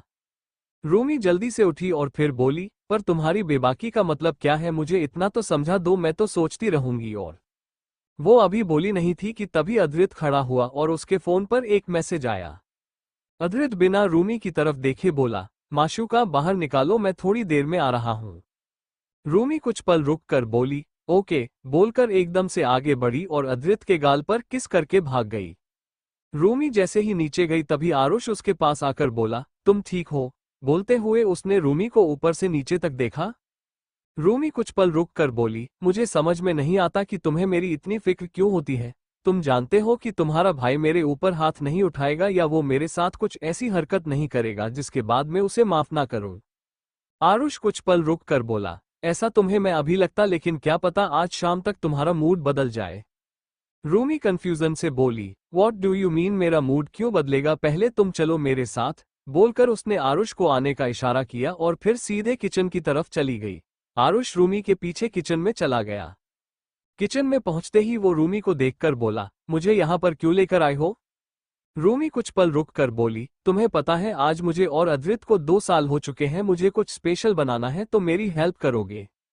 आरुष हल्का सा मुस्कुरा कर बोला, जैसी आपकी मर्जी नवाबों की शहजादी। ये सुनते ही रूमी कुछ पल के लिए रुकी और फिर मुस्कुराते हुए वो काम पर लग गई। वो और उसके साथ मिलकर ब्राउन बना रही थी, लेकिन इन सारी चीजों में आरुष ने एक बार भी रूमी गलती से भी टच करने की कोशिश नहीं की थी। थोड़ी देर बाद रूमी गहरी सांस लेकर बोली, थैंक गॉड, अब ये बनता रहेगा और मेरा काम हो जाएगा। बोलकर उसने जैसे ही टाइम देखा उसकी स्माइल हल्की सी फीकी पड़ गई। आरुष कुछ पल रुक कर बोला, यादों में खो गई। रूमी मुस्कुराते हुए बोली, यादें खोने के लिए ही होती है आरुष, और मैं जिन यादों में खोई हूं वो खुशी नहीं देती, सिर्फ तकलीफ देती है। एक कहावत है कि इंसान की वैल्यू तब होती है जब वो नहीं रहता। सुनने में आया कि खान साहब को उनकी बेटी की बहुत याद आती है। आरुष धीरे से बोल, रूमी वो तुम्हें कैसे? मतलब? रूमी बीच में बोली, रोनित की और तुम्हारी बातें सुनी थी तो मैं, क्या लगता है मुझे नहीं पता चलेगा? मुझे सब पता है। आरुष रूमी की तरफ बढ़ते हुए बोला, आई एम सॉरी, मुझे नहीं पता था कि तुम सुन लगी। लेकिन वो इतना बोलते हुए रुक गया। उसका हाथ जो अब तक हवा में आ चुका था वो रूमी के चेहरे के पास आरती रख चुका था। वो रूमी को हाथ नहीं लगा सकता था। जब से रूमी यहाँ पर आई थी तब से अद्रित का खास ऑर्डर था कि उसे कोई हाथ नहीं लगाएगा, चाहे सिचुएशन जो भी हो, और ये ऑर्डर इस घर के जितने आदमी थे वो सब मानते थे। आरुष अपना हाथ नीचे करके बोला, आई एम सॉरी, गलती हो गई। तभी उसके पीछे से आवाज आई, ऐसी गलतियां तुमसे ही क्यों हो रही है आरुष चौहान? ये सुनते ही उसने लाचारी से अपनी आंखें बंद कर ली। वही रूमी 2 कदम पीछे हट गई। उसके नजरें और उसके पीछे खड़े अद्रित के तरफ थी, जिसकी आंखें ऐसी लग रही थी मानो वो अभी किसी को अपनी आंखों से ही जला देगा। आरुष ने मुड़कर अद्रित को देखा और उससे बोला, मैंने टच नहीं किया है भाई, मैंने बस उसकी हेल्प की है ब्राउनी बनाने में। अधृत उसकी तरफ बढ़ते हुए बोला, एक बात मेरे दिमाग में बार बार आ रही है। जब मैंने घर में रहने वाले हर इंसान को मना किया है कि कोई भी मेरी माशूका की आंखों में आंसू नहीं लेकर आएगा, उसके चेहरे की मुस्कुराहट छिनेगा नहीं या फिर कोई भी उसे छुएगा नहीं, तो सब के सब वही क्यों कर रहे हैं? जिस चीज के लिए मैंने मना कर रखा है उस चीज की आजादी किसी को नहीं है। उसकी बात सुन रूमी ने बिना कुछ बोले अपना सर झुका लिया था, क्योंकि उसे पता था कि अधृत इस वक्त गुस्से में था और अभी तो उसका गुस्सा फूटना शुरू हुआ था। आरुष कुछ पल रुक कर बोला, सॉरी भाई, पर मैंने उसके होठों की मुस्कुराहट नहीं छीनी है और मैंने उसे छुआ तक नहीं है बस। अधृत बीच में बोला, छूने वाले थे पर हाथ हवा में ठहर गए, कोशिश तो की गई ना। मेरी माशूका की तरफ उठने वाला हाथ जो उसे छुए, मुझे वो कोशिश भी नहीं पसंद है, फिर चाहे वो मेरा खुद का भाई ही क्यों ना हो। ये सुनते आरुष ने एक नजर रूमी को देखा और फिर वो एकदम से पीछे हट गया। अधृत ने बिना कुछ बोल रूमी का हाथ पकड़कर उसे अपने पास खींचा और धीरे से बोला, नजरे मेरी तरफ माशूका। ये सुनते ही रूमी ने अपना चेहरा उठाकर अधृत की तरफ देखा और धीरे से बोली, उसने मुझे नहीं छुआ, इनफैक्ट मुझे किसी ने भी नहीं छुआ प्लीज। अधृत उसकी आंखों में देखते हुए बोला, यही तो नहीं पसंद मुझे माशूका, जब तुम मेरी हो करके किसी दूसरे की साइड लेने की कोशिश करती हो, फिर चाहे वो मेरा खुद का भाई ही क्यों ना हो, जो नहीं पसंद। रूमी कुछ बोल पाते उससे पहले ही अधृत उसका हाथ पकड़कर उसे खींचते हुए किचन से लेकर बाहर निकल गया। हाल में पहुंचते ही अधृत एकदम से रुका और उसने रूमी का हाथ झटके से छोड़ दिया, जिस वजह से वो 2 कदम लड़खड़ा गई, पर उसने खुद को संभाल लिया। रूमी अपने हाथ की तरफ देखते हुए धीरे से बोली, तुम्हें मेरा हाथ पकड़ना बहुत अच्छा लगता है, मुझे समझ में आ चुका है। और तभी अधृत चिल्लाकर बोला, ऋषभ देसाई। अधृत इतनी जोर से चिल्लाया था कि कुछ पल में वहां पर पार्थ, रोनित, देव और ऋषभ सब आ चुके थे। आरुष भी किचन से बाहर आ चुका था। ऋषभ बिना कुछ बोले अधृत को देख रहा था। तभी अधृत बिना किसी भाव के बोला, माफी मांगो। ऋषभ धीरे से बोला, बिल्कुल नहीं, इस लड़की से मैं माफी नहीं मांगने वाला। अधृत, क्यों रखा है इसे और तुम मुझे माफी मांगने के लिए बोल रहे हो अपने बचपन के दोस्त को, वो भी सिर्फ 2 साल पुरानी लड़की के लिए? पर तुम तो एक लड़की पर टिकते नहीं थे और एक ये है इसमें। अधृत चिल्ला कर बोला, मैंने बोला माफी मांगो। ऋषभ देसाई, बकवास नहीं सुनाना मुझे। यहाँ पर सबके लिए कुछ नियम कायदे कानून है जो सबको फॉलो करने होते हैं और उसमें किसी को भी छूट नहीं है, किसी को भी, मतलब किसी को भी नहीं। ऋषभ अधृत की आंखों में देखते हुए बोला, नहीं मांगूंगा माफी। ये सुनते ही अधृत अचानक से मुस्कुरा दिया। उसकी ये स्माइल देखी रूमी की आंखें एकदम से बड़ी हो गई। वो मन में बोली, नहीं, फिर से मेरी वजह से नहीं। अधृत मुस्कुराते हुए बोला, पता है ऋषभ, मेरे में इमोशंस ना बहुत कम है, मुझे लोगों से सिंपैथी फील नहीं होती पर बाकी महसूस होती है। और इस पूरी दुनिया में ना एक ही इंसान है जिसके लिए मैं बेबाक हूं, तुम्हें पता है वो कौन है? अधृत का सवाल सुनते ऋषभ की नजर खुद ब खुद रूमी की तरफ चली गई थी। वहां मौजूद हर इंसान जानता था कि आखिर अधृत बात किसकी कर रहा था। मोहब्बत अधृत चौहान के फितरत नहीं थी, पर बेबाकी वो उसकी शिद्दत थी और सब जानते थे कि अधृत की बेबाकी रूमी थी। ऋषभ कुछ बोल पाता कि तभी अधृत ने एकदम से उसके मुंह पर एक पांच मारा और उसके ऐसा करते ऋषभ 2 कदम लड़खड़ा गया। उसने अपने होठों को किनारे को हल्का सा छुआ और कसकर अपने हाथों की मुट्ठी बना ली। इस वक्त उसे भी बहुत गुस्सा आ रहा था, पर अधृत के सामने वो ऊंची आवाज में बात नहीं कर सकता था। रूमी एकदम से चिल्लाकर बोली, अधृत प्लीज स्टॉप इट। बोलकर वो जैसे ही अपने कदम आगे बढ़ाने को हुई, तभी अधृत उसकी तरफ देखकर बोला, अगर तुम्हारा एक कदम भी मेरी तरफ बढ़ा माशूका, तो ऋषभ के बहते हर कतरे खून के जिम्मेदार तुम बनोगी, समझ गई? अधृत की वार्निंग सुनते ही रूमी के कदम रुक गए और वो लाचारी से सबको देखने लगी। वो बिल्कुल नहीं चाहती थी कि ऋषभ के साथ कुछ भी ऐसा हो, लेकिन अधृत को कोई भी नहीं रोक सकता था। देव खुद परेशानी से ये सारा सीन देख रहे थे। उन्हें नहीं समझ में आ रहा था कि आखिर अधृत को कैसे रोकना है। अधृत ने एकदम से ऋषभ का कॉलर पकड़कर उसे अपने सामने खींचा और उसकी आंखों में देखकर बोला, 2 साल से मैं उस पर अटका हुआ हूँ, मेरी जिंदगी मेरी मर्जी, उस पर अटका रहूं, उसे धक्के मारकर यहाँ से फेंकूं या फिर उसे जिंदा जलाकर राख कर दूं, मेरी मर्जी। किसने हक दिया उसे बोझ कहने का? ऋषभ देसाई, जवाब चाहिए मुझे। ऋषभ सार्कास्टिकली बोला, तुम्हारी माशूका शिकायत बहुत करती है, भड़का रही है तुम्हें मेरे खिलाफ। अधृत ने झटके से ऋषभ को छोड़ा और तिरछा मुस्कुराकर बोला, भड़का रही है? माशूका भड़काने की तकनीक अच्छी है। रूमी धीरे से बोली, मैंने कुछ नहीं किया। अधृत ने तिरछी नजरों से रूमी की तरफ देखा। उसकी ऐसी नजरें देखते ही रूमी को ऐसा लगा मानो उसके धड़कने ही रुक जाएंगी। वो धीरे से बोली, प्लीज बोल दिया बात खत्म। अद्रित ने वापस ऋषभ को देखा और रूमी से बोला, बिल्कुल भी नहीं माशूका, ऐसे कैसे बात खत्म, जब तक ऋषभ देसाई के मुंह से माफी नहीं निकलेगी तब तक अद्रित चौहान की बातें खत्म भी नहीं होगी, राइट देव अंकल। देव धीरे से बोले, अद्रित प्लीज। इतना बोलते वो एकदम से रुके क्योंकि अद्रित अब बेहद सर्द नजरों से उन्हें देख रहा था। वो कुछ पल रुक कर बोले, यू आर राइट। देव की बात सुन आरुष ने एक बार उन्हें देखा और फिर उसकी नजर दिया की तरफ चली गई।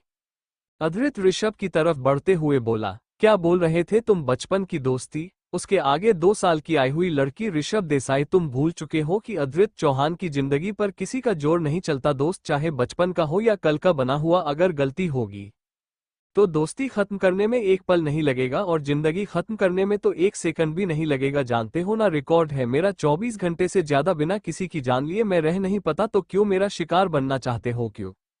ऋषभ धीरे से बोला, उसे लड़की के लिए मुझे करने की धमकी दे रहे हो तुम? बोलते हुए ऋषभ की आवाज में तकलीफ साफ नजर आ रही थी। उसे उम्मीद नहीं थी कि अद्रित उसे ऐसी बातें बोलेगा। अद्रित ने कुछ पल अपनी सी ग्रीन आंखों से ऋषभ को देखा और अगली पल उसने अपने गन निकालकर ऋषभ की तरफ पॉइंट कर दी। ये देखते ही वहां पर मौजूद सभी लोगों की आंखें हैरानी से बड़ी हो चुकी थी। रूमी को बिल्कुल समझ नहीं आ रहा था कि आखिर वो करे तो करे क्या। ऋषभ कुछ पल रुक कर बोला, मार दो, कोई फर्क नहीं पड़ता। ये सुनते ही अद्रित के फेस पर एक इविल स्माइल आ गई। वो एक अलग ही लहजे में बोला, मार दूं इतनी आसानी से? नाना, मजा नहीं आएगा। देव अंकल, मैंने सुना है कि हमारे ऋषभ देसाई को प्यार होने लगा है। ये सुनते ही ऋषभ, जो अभी तक एक्सप्रेशनलेस था, उसकी आंखें एकदम से बड़ी हो गई। देव हैरानी से बोले, अद्रित बिल्कुल नहीं, तुम ऋषभ की गर्लफ्रेंड को शिकार नहीं बनाओगे, बिल्कुल भी। अद्रित बीच में बोला, कमाल करते हो देव अंकल, अभी तक तो मैंने कुछ किया ही नहीं, आप लोग तो पहले से इतना डरने लगे जैसे मैंने इसकी गर्लफ्रेंड पर गन पॉइंट की हो और मैं अभी ट्रिगर चलाकर उसकी सांसें छीन लूंगा। ऋषभ चिल्लाकर बोला, अद्रित बिल्कुल भी नहीं, तुम ऐसा कुछ भी नहीं करोगे, खबरदार अगर तुमने मेरी श्रेया को बीच में लाने का सोचा भी तो। अद्रित सर टेढ़ा कर बोला, क्या प्यार भरे मोमेंट होंगे ना श्रेया का ऋषभ की श्रेया, सब कुछ परफेक्ट रहेगा अगर मुंह से एक माफी निकल जाए, व्हाट से ऋषभ देसाई। ऋषभ ने कुछ पल अद्रित को देखा और फिर रूमी को देखकर बोला, सॉरी। ये सुनते ही रूमी ने एक राहत की सांस ली। ऋषभ ने वापस से अद्रित को देखा और फिर तुरंत वो विला से निकल गया। पार्थ भी उसके पीछे निकल गया था। उसे पता था कि ऋषभ इस वक्त बहुत गुस्से में था और उसे जल्द से जल्द श्रेया से मिलना था, कहीं अद्रित ने पहले कुछ कर दिया हो तो। अद्रित ने अपनी गन नीचे की और फिर आरुष को देखकर बोला, ड्रामा कैसा लगा? आरुष धीरे से बोला, मैंने नहीं टच किया आपकी माशूका को, रखो उसे अपना बस दोस्त मानता हूँ, उसे बस, उससे ज्यादा कुछ भी नहीं। अद्रित ने रूमी को देखा और फिर उसे सीधे बाहर आने का इशारा किया। वो खुद विला से बाहर चला गया।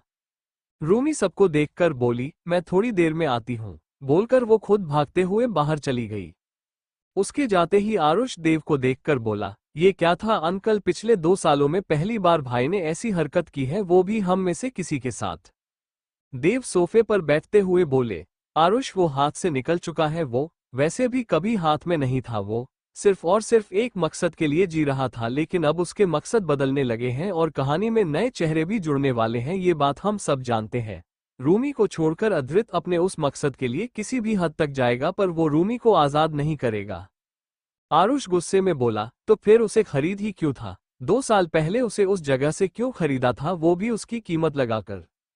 देव उसे देखकर बोला, what do you mean by क्यों खरीदा था? अद्रित ने उसे क्यों खरीदा ये मुझे नहीं पता, लेकिन अगर उसे नहीं लाया गया होता तो आज रूमी की जिंदगी क्या होती? तुम्हें कुछ आइडिया भी है? बिक गई होती कहीं पर, प्रोस्टिट्यूट बनकर रह रही होती तो क्या होता? रोनित कुछ पल रुक कर बोला, आप दोनों इस टॉपिक के ऊपर बहस करना बंद कर दो सबसे पहले। और आरुष, तुम्हारे पास काम खत्म हो चुका है क्या? आरुष कुछ पल रुक कर बोला, रोनित भाई, आप मुझे यहां से भेजना चाहते तो सीधे बोलो ना, मैं चला जाऊंगा। बोलकर वो भी वहां से चला गया। अब हाल में सिर्फ और सिर्फ देव और रोनित बचे थे। वो दोनों शांति से बैठे हुए थे। तभी देव ने रोनित को देखा और उससे बोला, तुम क्यों चुप हो? रोनित कुछ पल रुक कर बोला, मुझे भी कुछ बोलना है, पर मैं बोलना जरूरी नहीं समझता अंकल, वो अद्रित चौहान है, वो जो करेगा सही करेगा, कभी गलत नहीं करेगा।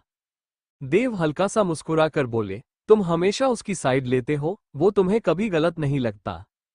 रोनित उनकी आंखों में देखकर बोला, क्योंकि अद्रित चौहान कभी गलत नहीं हो सकता। दुनिया की नज़रों में वो कुछ ऐसी हरकतें करेगा कि शुरू में लगेगा कि वो इतना बुरा है कि वो किसी के लायक नहीं है, मरना डिजर्व करता है ये, और आखिर में हकीकत ऐसे सामने आएगी ना कि अद्रित चौहान से अच्छा कोई इंसान नहीं लगेगा।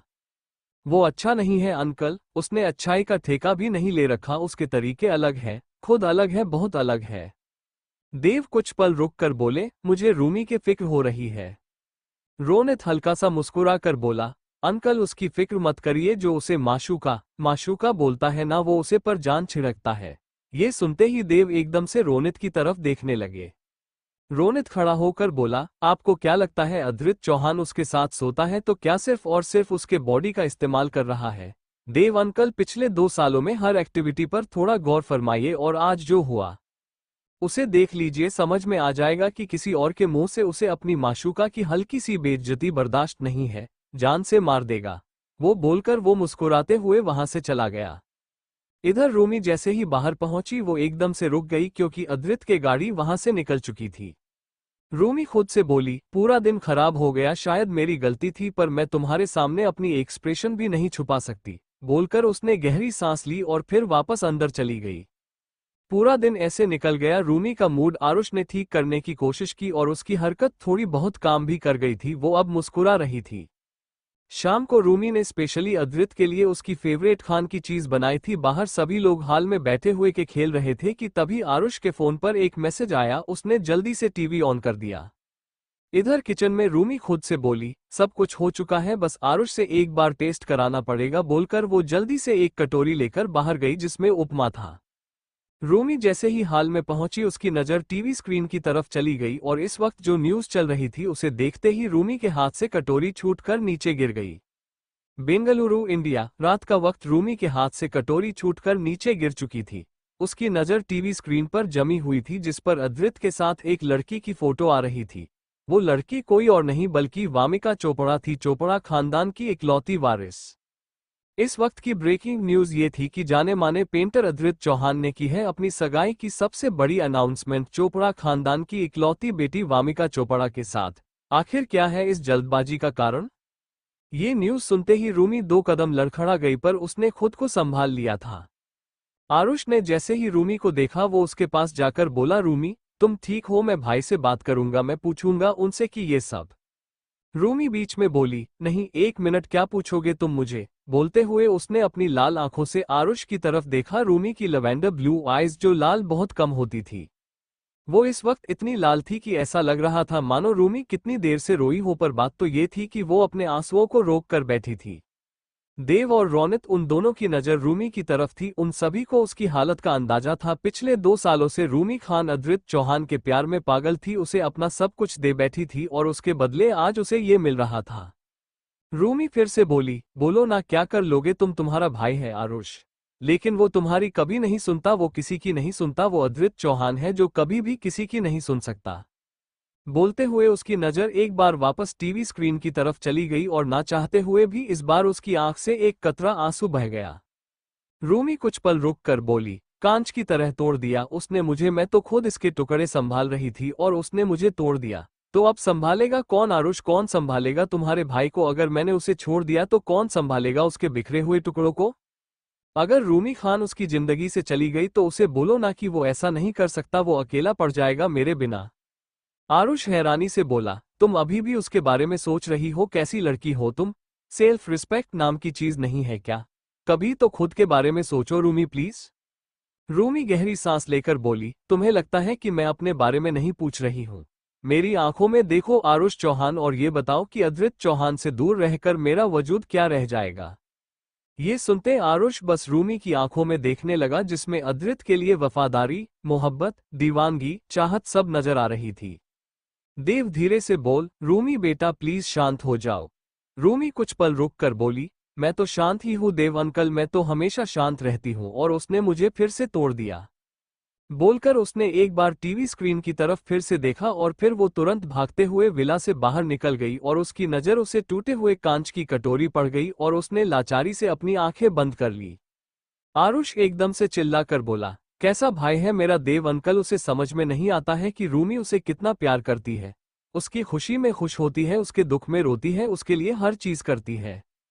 उसे क्यों नहीं दिखता? रूमी जैसी लड़की पाने के लिए लोग तरसते हैं और वो उसके सामने बैठी है, लेकिन वो उसे इग्नोर करके इस वामिका चोपड़ा सीरियसली। देव कुछ बोलने वाले थे कि रोनित ने उनका हाथ पकड़कर उन्हें रोक लिया। देव ने एक नज़र रोनित को देखा और वो तुरंत वहां से चले गए। वही ऋषभ और पार्थ इस वक्त एक ढाबे पर थे जहां पर शराब मिलती थी।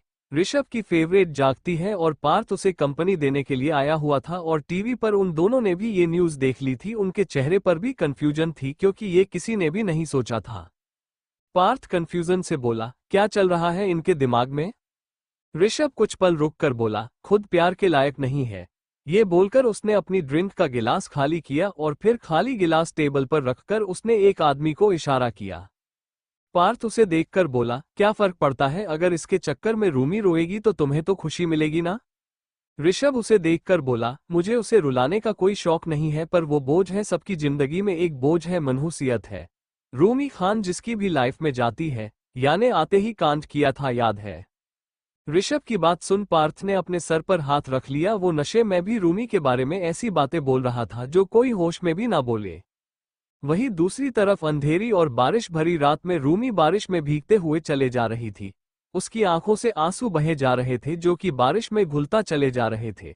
शायद इन 2 सालों में पहली बार रूमी इस तरीके से रो रही थी, और वो भी आज ही के दिन जब उनकी जिंदगी के 2 साल पूरे हुए थे। अचानक उसके सामने एक गाड़ी आकर रुकी। रूमी बिना कुछ बोले चुपचाप उस गाड़ी की तरफ देख रही थी।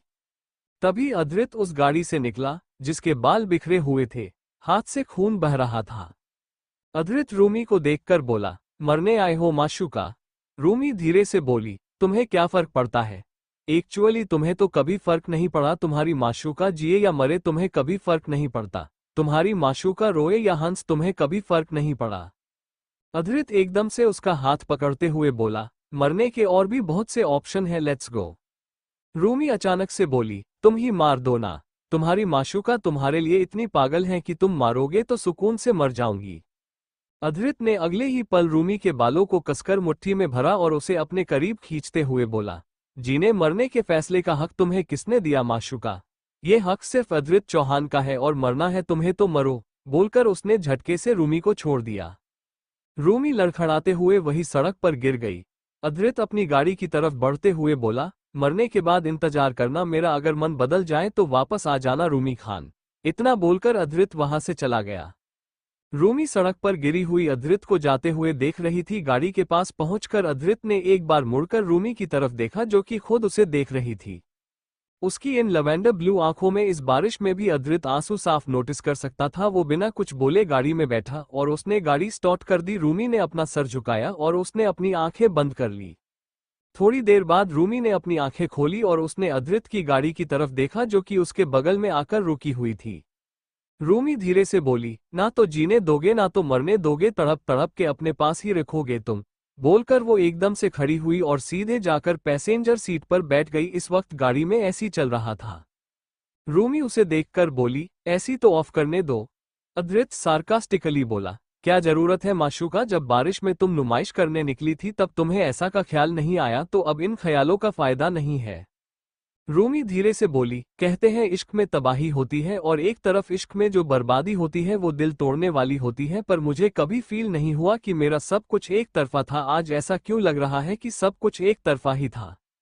ये सुनते ही अद्रित ने गाड़ी की स्पीड और बढ़ा दी थी, पर उसने कोई जवाब नहीं दिया। रूमी की नज़र एकदम से उसकी हथेली पर गई जहां से खून बह रहा था।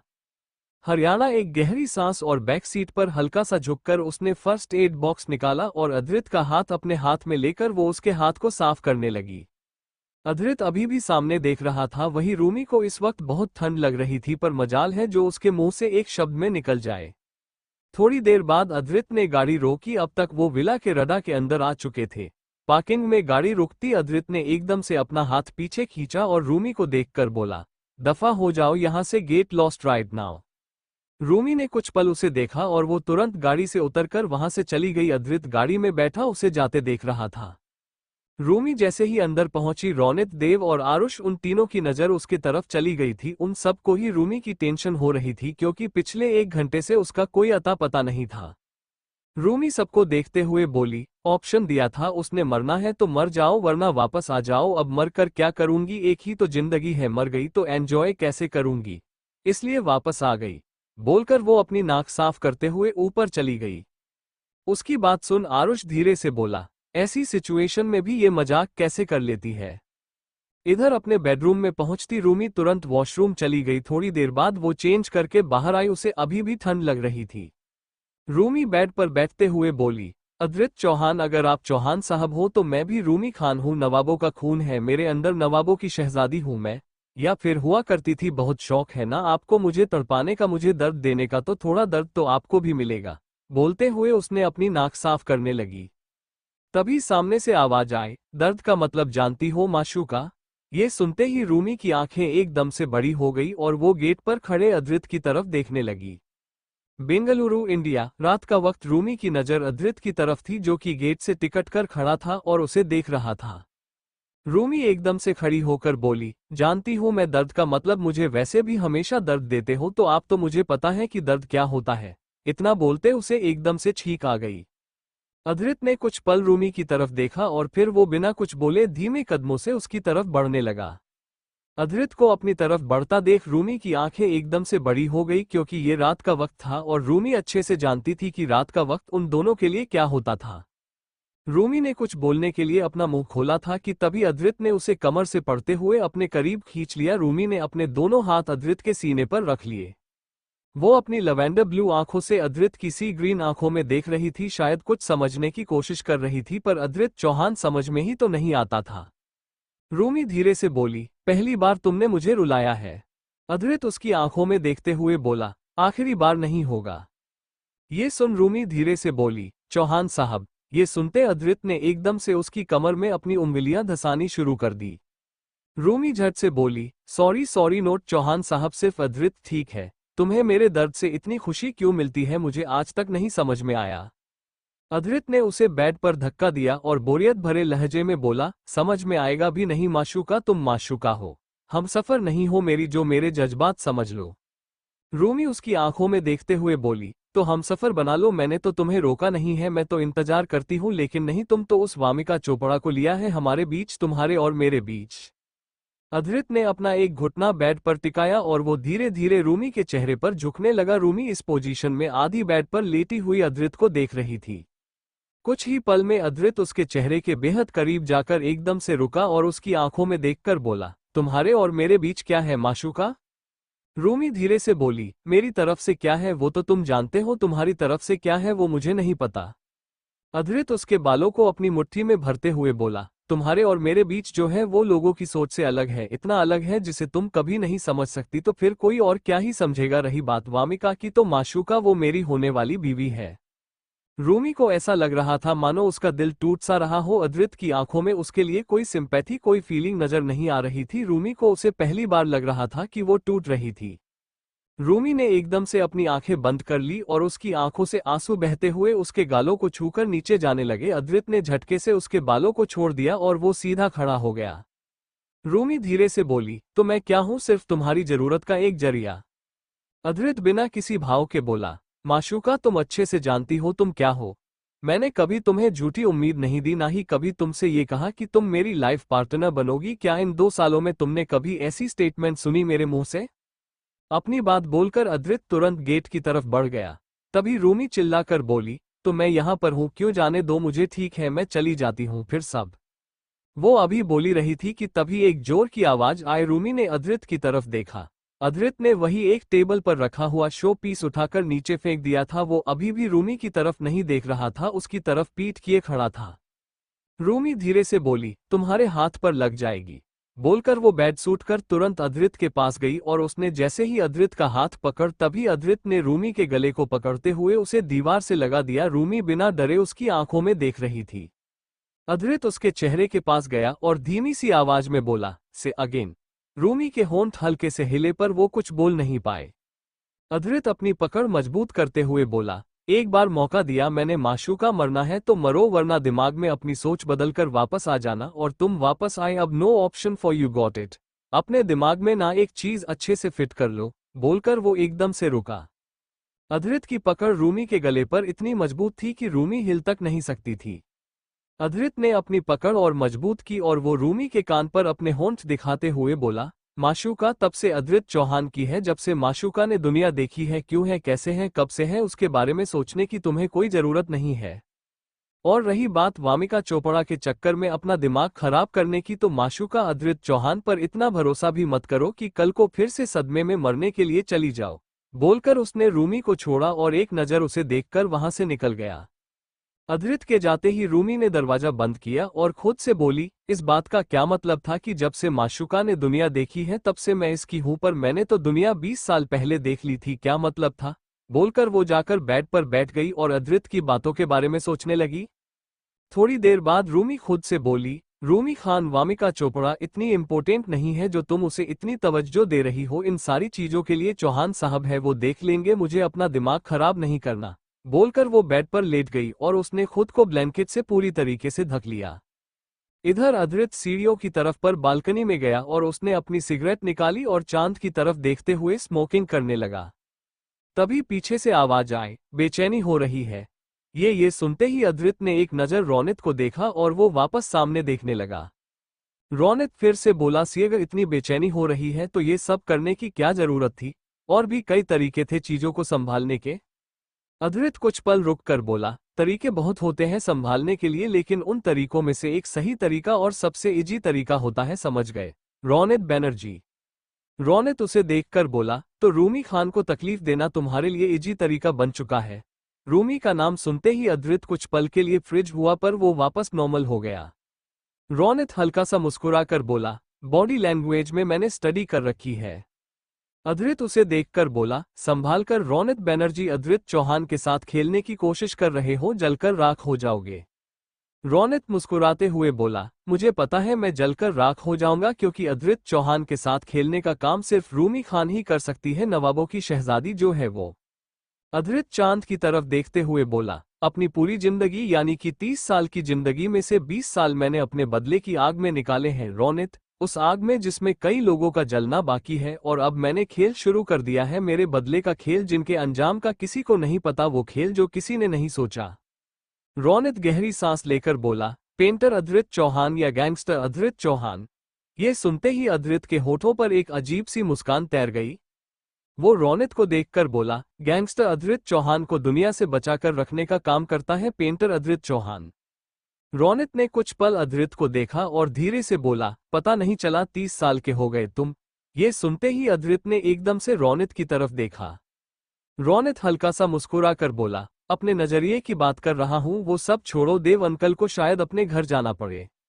अद्रित बेफिक्रे अंदाज में बोला, जिसे जहां जाना है जाए, क्योंकि कल वामिका चोपड़ा यहां पर आएगी। ये सुनते ही रौनित के चेहरे पर इरिटेशन नजर आने लगी। वामिका चोपड़ा का नाम भी उसे पसंद नहीं था, क्योंकि चोपड़ा खानदान जो था वो रौनित अच्छे से जानता था। रौनित धीरे से बोला, उसे लाना जरूरी है क्या? यहाँ पर किसी को नहीं पसंद आने वाली वो लड़की, वो सिर्फ और सिर्फ वामिका चोपड़ा नहीं है, बल्कि कविश चोपड़ा का खून है। कविश चोपड़ा को कोई भी नहीं भूल सकता। आरुष भूल गया होगा, लेकिन तुम तो उसे कभी नहीं भूलोगे। लेकिन फिर भी तुमने टारगेट क्या किया? वामिका चोपड़ा, मुझे रूमी की टेंशन। अद्रित बीच में ही बोला, रौनित बनर्जी, तुम्हें पता है ना कि अगर मान चुका कि फिक्र हर कोई करने बैठ जाए तो फिर मुझे कितनी प्रॉब्लम होती है। उसके बाद पर फिर रौनित बिल्कुल चुप हो चुका था। अद्रित ने अपनी सिगरेट फेंकी और फिर उस सिगरेट को अपने जूते से क्रश करते हुए बोला, शिकारी में हूं और यहाँ पर हर कोई शिकार है। हर एक इंसान मेरे बनाए चक्रव्यूह में फंस रहा है और फंसना पड़ेगा, क्योंकि मैं फंसा रहा हूं। रही बात माशूका की, तो वो मेरा सबसे पर्सनल मैटर है, खान साहब पर नजर रखना। बोलकर वो वहां से चला गया। उसके जाते ही रौनित खुद से बोल, प्यार है क्या?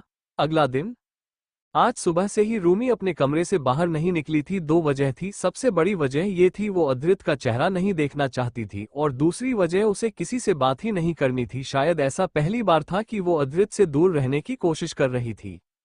रूमी अपने कमरे में इधर उधर घूम रही थी और उसके चेहरे पर इस वक्त फ्रस्ट्रेशन साफ झलक रही थी। वो खुद से ही बोली, अगर मैं बाहर नहीं जा रही तो किसी को मेरी याद भी नहीं आ रही। सीरियसली, किसी को मेरी परवाह ही नहीं है।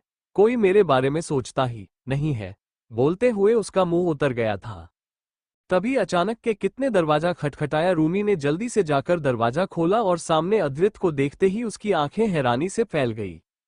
अद्रित उसे देखकर बोला, माशूका, मैंने तुम्हें कमरे में बंद रहने की सजा नहीं दी है, बाहर निकलो। रूमी एकदम से होश में आकर बोली, कल तुम मेरा गला दबा रहे थे ना, तुम्हारे पास तुम्हारी होने वाली बीवी है, जाकर उसे परेशान करो, मेरे पास क्यों आ रहे हो? बोलकर रूमी दरवाजा बंद करने वाली थी कि तभी अद्रित ने अपना एक हाथ से दरवाजा पर रखा और इसी के साथ उन दोनों के नजरें टकरा गई। रूमी ने कुछ पल बाद ही अपनी नजरें फेर ली थी। वो ज्यादा देर तक अद्रित की आंखों में यूं ही नहीं देख सकती थी, उसे कुछ ऐसा दिखने लगता था जो उसका दिल धड़क जाता था। अद्रित ने झटके से दरवाजा खोला और इसी के साथ रूमी एकदम से लड़खड़ा गई। वो कुछ बोल भी पाती उससे पहले अद्रित उसका हाथ पकड़कर बोला, तुम्हारे मुंह से किसी भी तरीके की बकवास बातें नहीं सुननी मुझे, गोट इट माशूका। अगर तुम्हारे मुंह से कुछ उल्टी सीधी बकवास निकली तो सोच लेना कि क्या होगा। रूमी धीरे से बोली, सॉरी। अद्रित ने उसकी बात को पूरी तरीके से इग्नोर किया। वो उसका हाथ पकड़कर उसे खींचते हुए नीचे लेकर गया। वो दोनों जैसी हॉल में पहुंचे तभी सामने से आवाज आई, हेलो चौहान साहब। ये सुनते ही रूमी हैरानी से सामने देखने लगी।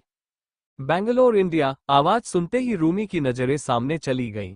उसके सामने एक लड़की खड़ी थी जो मुस्कुराते हुए अद्रित की तरफ देख रही थी। ऐसा लग रहा था कि उसने रूमी को पूरी तरह से इग्नोर कर दिया था, जैसे उसे रूमी दिखी ही नहीं। वो कोई और नहीं बल्कि वामिका चोपड़ा थी।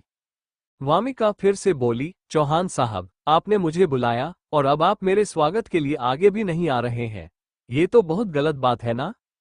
अद्रित बिना किसी भाव के बोला, जस्ट शट अप। बोलकर उसने रूमी को अपने पास खींचा। रूमी के नजरें एकदम से अद्रित की तरफ चली गईं। वो कुछ बोलना चाहती थी पर उसके मुंह से कुछ निकल नहीं रहा था। ठीक इसी वक्त ऋषभ और पार्थ भी अंदर आए। वामिका को देखते ही वो दोनों भी हैरान थे, लेकिन इस वक्त वहां पर किसी का भी कुछ बोलना सही नहीं था। वामिका फिर से बोली, ऐसे कैसे शट अप? आपकी होने वाली बीवी हूं मैं। और अद्रित बीच में ही तेज आवाज में बोला, होने वाली बीवी हो, हुई नहीं हो वामिका चोपड़ा। और इस वक्त मैं किसी के साथ बात कर रहा हूं, किसी के साथ खड़ा हूं, दिखता नहीं है क्या? ये सुनते ही वामिका का हल्का सा कांप गई, क्योंकि अद्रित ने जिस आवाज में और जिस लहजे में उससे बोला था वो लहजा ही अलग था। वामिका की नजरें खुद ब खुद रूमी की तरफ चली गईं, जो कि अभी भी अद्रित को देख रही थी। रूमी धीरे से बोली, मुझे नीचे क्यों लेकर आए? अद्रित उसे घूरते हुए बोला, तुम अपनी डेली ड्यूटी से पीछे हट रही हो माशूका। अद्रित के मुंह से माशूका सुनते ही वामिका हैरान रह गई। वो कभी रूमी को देखती तो कभी अद्रित को। उसके दिमाग से सारी बातें ऊपर जा रही थी। माशूका मतलब लव, और अद्रित रूमी को उसी के सामने माशूका कह रहा था। रूमी धीरे से बोली, मैं कोई काम नहीं भूली हूं, आज मेरी तबीयत ठीक नहीं थी। बोलते हुए उसने अपनी नजरें नीचे कर ली। अद्रित ने उसे एकदम अपने और करीब खींचा और झुककर उसके कान में बोला, नजर मुझ पर माशूका। बोलते हुए उसके हाथ रूमी के कान को छू रहे थे। रूमी ने एक गहरी सांस ली और उसने अपनी नजरें उठाते हुए अद्रित की तरफ देखा।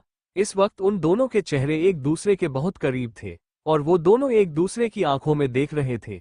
अद्रित ने एक हाथ रूमी की गर्दन पर रखा और अगले ही पल उसने रूमी के होठों को कैप्चर कर लिया।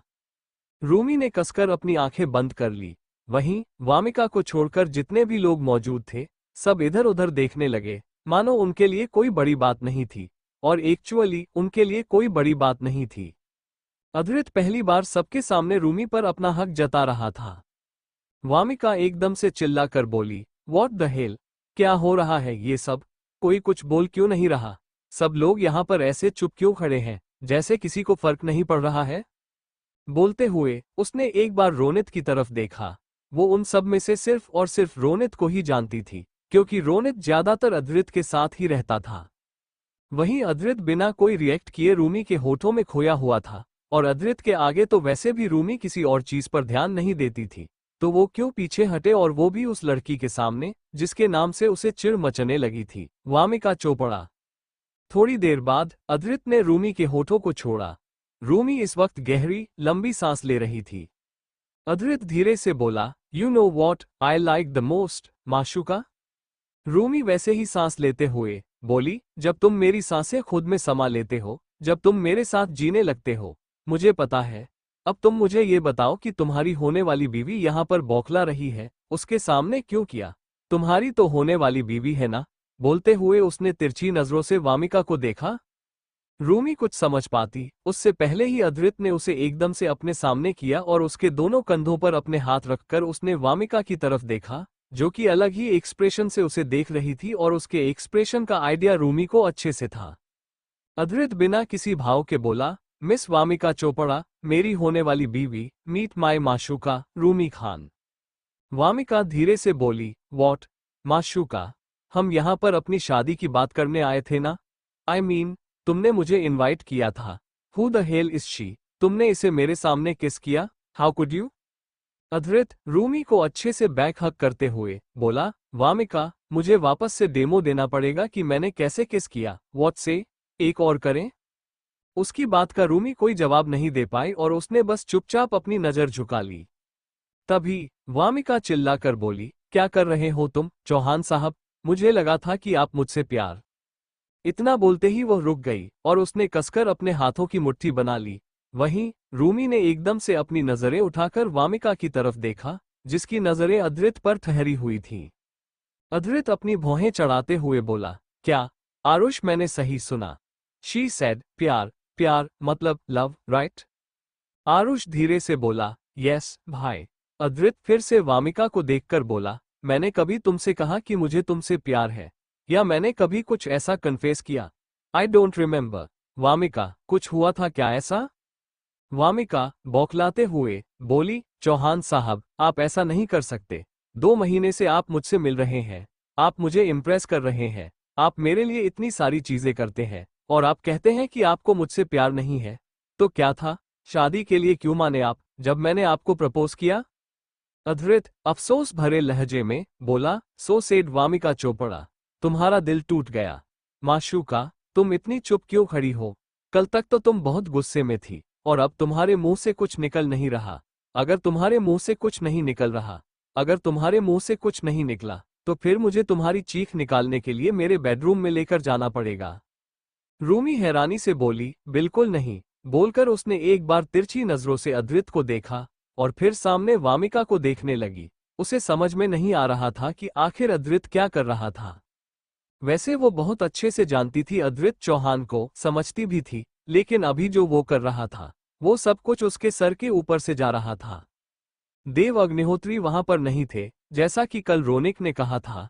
वो सुबह सुबह ही यहां से निकल चुके थे। आरुष, रौनक, पार्थ और ऋषभ, उन सब की हालत में बिल्कुल रूमी जैसी थी। वामिका धीरे से बोली, ये सब कुछ इस लड़की की वजह से हो रहा है ना? इसे मैं छोड़ूंगी नहीं। बोलकर वो एकदम से उन दोनों की तरफ बढ़ गई।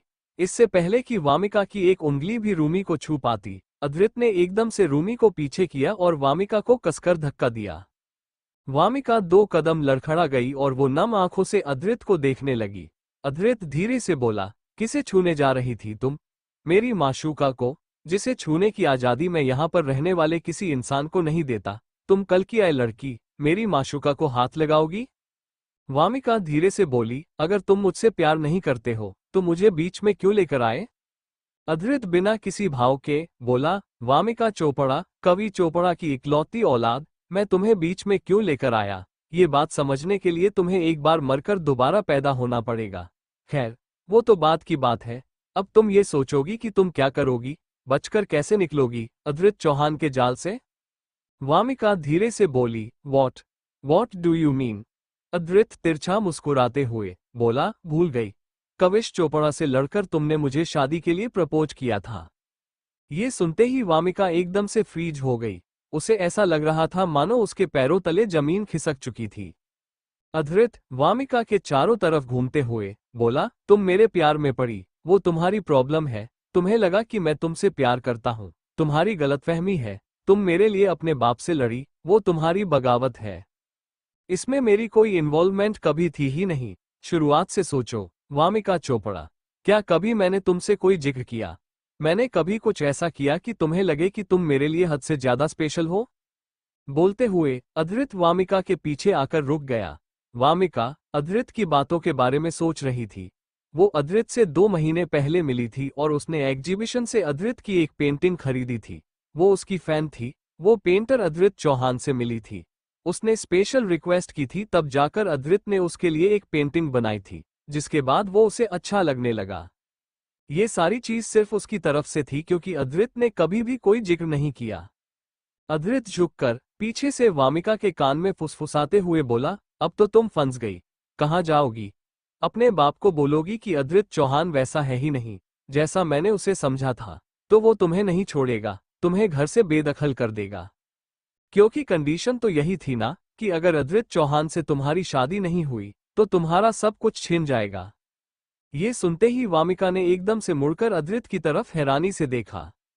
वहीं रोनित, जो ये सारी चीज ऑब्जर्व कर रहा था, उसके होठों पर एक हल्की सी मुस्कान तैर गई। आरुष उसे देखकर बोला, ये तुम ऐसे मुस्कुरा क्यों रहे हो रोनित? रोनित एक नजर उसे देखकर बोला, तुम्हारा भाई खेल रहा है, कविश चोपड़ा की बेटी को इसमें फंसा दिया है, बेचारी बहुत गंदे वाले में फंस गई है। आरुष कुछ पल रुककर बोला, मुझे रूमी की टेंशन हो रही है, उसे भी कुछ समझ में नहीं आ रहा। रोनित उसे देखकर बोला, तो उसकी फिक्र मत करो, उसकी फिक्र करने के लिए अद्रित चौहान है, वो किसी की नजर भी उस पर बर्दाश्त नहीं करेगा। रिलैक्स, ये वाली चोपड़ा रूमी का कुछ नहीं कर पाएगी। वहीं रूमी अद्रित को देखते हुए मन में बोली, क्या हो रहा है? जो भी हो रहा है, सबसे पहले मुझे तुम्हें शांत करना पड़ेगा, वरना तुम इसका दिल तोड़ तोड़ के चटनी बनाकर इसे मार दोगे। वामिका धीरे से बोली, तुम ऐसा कैसे कर गए? मुझे धोखा दिया तुमने? बोलकर वो उसे छूने वाली थी कि अद्रित 2 कदम पीछे हट गया। वामिका के हाथ हवा में ही रुक गए। अद्रित बोरियत भरे लहजे में बोला, तुम लड़कियों को समझ में नहीं आता है क्या? अद्रित चौहान कोई नुमाइश की चीज नहीं है, जिसे जब मन किया तब छू लिया, जब मन किया पकड़ लिया। मुझे छूने का हक सिर्फ एक लड़की को दिया है, मैंने, वो तुम्हारे पीछे खड़ी मेरी माशूका, जो इस वक्त ये सोच रही है कि मुझे शांत कैसे करे। माशूका, मैं शांत हूँ, मैं बहुत शांत हूँ। बोलते हुए वो रूमी की लवेंडर ब्लू आंखों में देख रहा था। पार्थ रोनित को देखकर बोला, आपको तो सब पता होता है ना, मुझे बताओ, ये वामिका कैसी है? इतनी बुरी तरीके से रो रही है, जैसे सच में इसका दिल टूट गया हो। रोनित आई रोल करते हुए बोला, कोई दूध की धुली हुई नहीं है, और मुझे पता है कि ये हरकतें क्यों कर रही है। इसे अद्रित चाहिए, क्यों चाहिए वो मैं नहीं बता सकता, पर उसके चक्कर में कविश चोपड़ा से लड़कर बैठी है। इधर अद्रित ने वामिका को 2 उंगलियों से साइड होने का इशारा किया। ना चाहते हुए भी वामिका थोड़ा सा साइड हो गई। अद्रित सीधे रूमी के पास गया और उसे देखकर बोला, तुम अपनी ड्यूटी फिर से भूल रही हो माशूका। रूमी एकदम से होश में आकर बोली, क्या खाना है? अद्रित झुककर उसके कान में बोला, मेरी favourite dish, you know what I mean. बोलते हुए उसने तिरछी नजरों से रूमी के चेहरे की तरफ देखा, जो कि पूरी तरीके से लाल हो चुका था। रूमी ने एक नजर अद्रित को देखा और वो तुरंत किचन की तरफ भाग गई। उसके जाते ही अद्रित ने मुड़कर वामिका को देखा और उससे बोला, और सरप्राइज चाहिए? ये सुनते ही वामिका बिना कुछ बोले तुरंत विला से निकल गई। वो बाहर निकलकर सीधे अपनी गाड़ी के पास गई और उसने किसी को कॉल किया। कॉल पिक होते ही वामिका सीधे बोली, रूमी खान का सारी इन्फॉर्मेशन चाहिए मुझे, बोलकर उसने कॉल कट कर दिया। बेंगलोर इंडिया, रात का वक्त। रूमी इस वक्त किचन में थी और उसका सारा ध्यान खाना बनाने पर था। ऐसा लग रहा था मानो सुबह से जितनी भी चीज हुई थी वो सब उसके दिमाग से निकल ही चुकी थी, पर शायद ये ऊपर की बात थी, या शायद उसके दिल में अभी भी वो चीज चल रही थी। रूमी खुद से बोली, अद्रित अभी तक आया नहीं, फिर ये मुझे बोलेगा कि मैं अपनी ड्यूटी कंप्लीट नहीं करती। कितनी ड्यूटी कंप्लीट करूं, इसका खुद का कुछ नहीं पता। बोलते हुए वो किचन से बाहर निकली और तभी वो एकदम से ऋषभ से टकराते टकराते बच गई। रूमी कुछ बोलने वाले थे कि ऋषभ बोला, गुड फॉर यू कि तुम मुझसे नहीं टकराए। रूमी मुस्कुराते हुए बोली, गुड फॉर यू कि तुम मुझसे नहीं टकराए, वरना अद्रित मेरा कुछ नहीं करता, लेकिन तुम्हारे चौहान साहब तुम्हारा कुछ ना कुछ जरूर कर देते। बोलकर तुरंत वहां से आगे बढ़ गई। उसे ऋषभ से लड़ने में कोई इंटरेस्ट नहीं था। ऋषभ खुद से ही बोला, बदतमीज लड़की, बोलकर किचन के अंदर चला गया। उसने अपनी चारों तरफ घुमाए। सारा खान चेक करने के बाद वो खुद से बोला, इस लड़की के पास कोई और काम धाम नहीं है क्या? जब देखो अद्रित की फेवरेट चीज बनाती रहती है, या फिर ये भूल गई है कि इस घर में और भी लोग रहते हैं। बोलते हुए उसके चेहरे पर फ्रस्ट्रेशन साफ नजर आ रही थी। तभी पार्थ वहां पर आकर बोला, तो यहाँ पर क्या कर रहा है? मैं तुझे इतनी देर से ढूंढ रहा हूँ। ऋषभ उसे देखकर बोला, तांडव करने आया था, ज्वाइन करना है तुझे? पार्थ फ्रिज की तरफ बढ़ते हुए बोला, I am not interested. Rishabh अचानक से बोला, वो वामिका चोपड़ा क्या कर रही है? वो अब सुबह सुबह तो अद्रित ने इतना बड़ा ड्रामा किया था, बेचारी का सो कॉल्ड दिल टूट गया, अब क्या करेगी वो?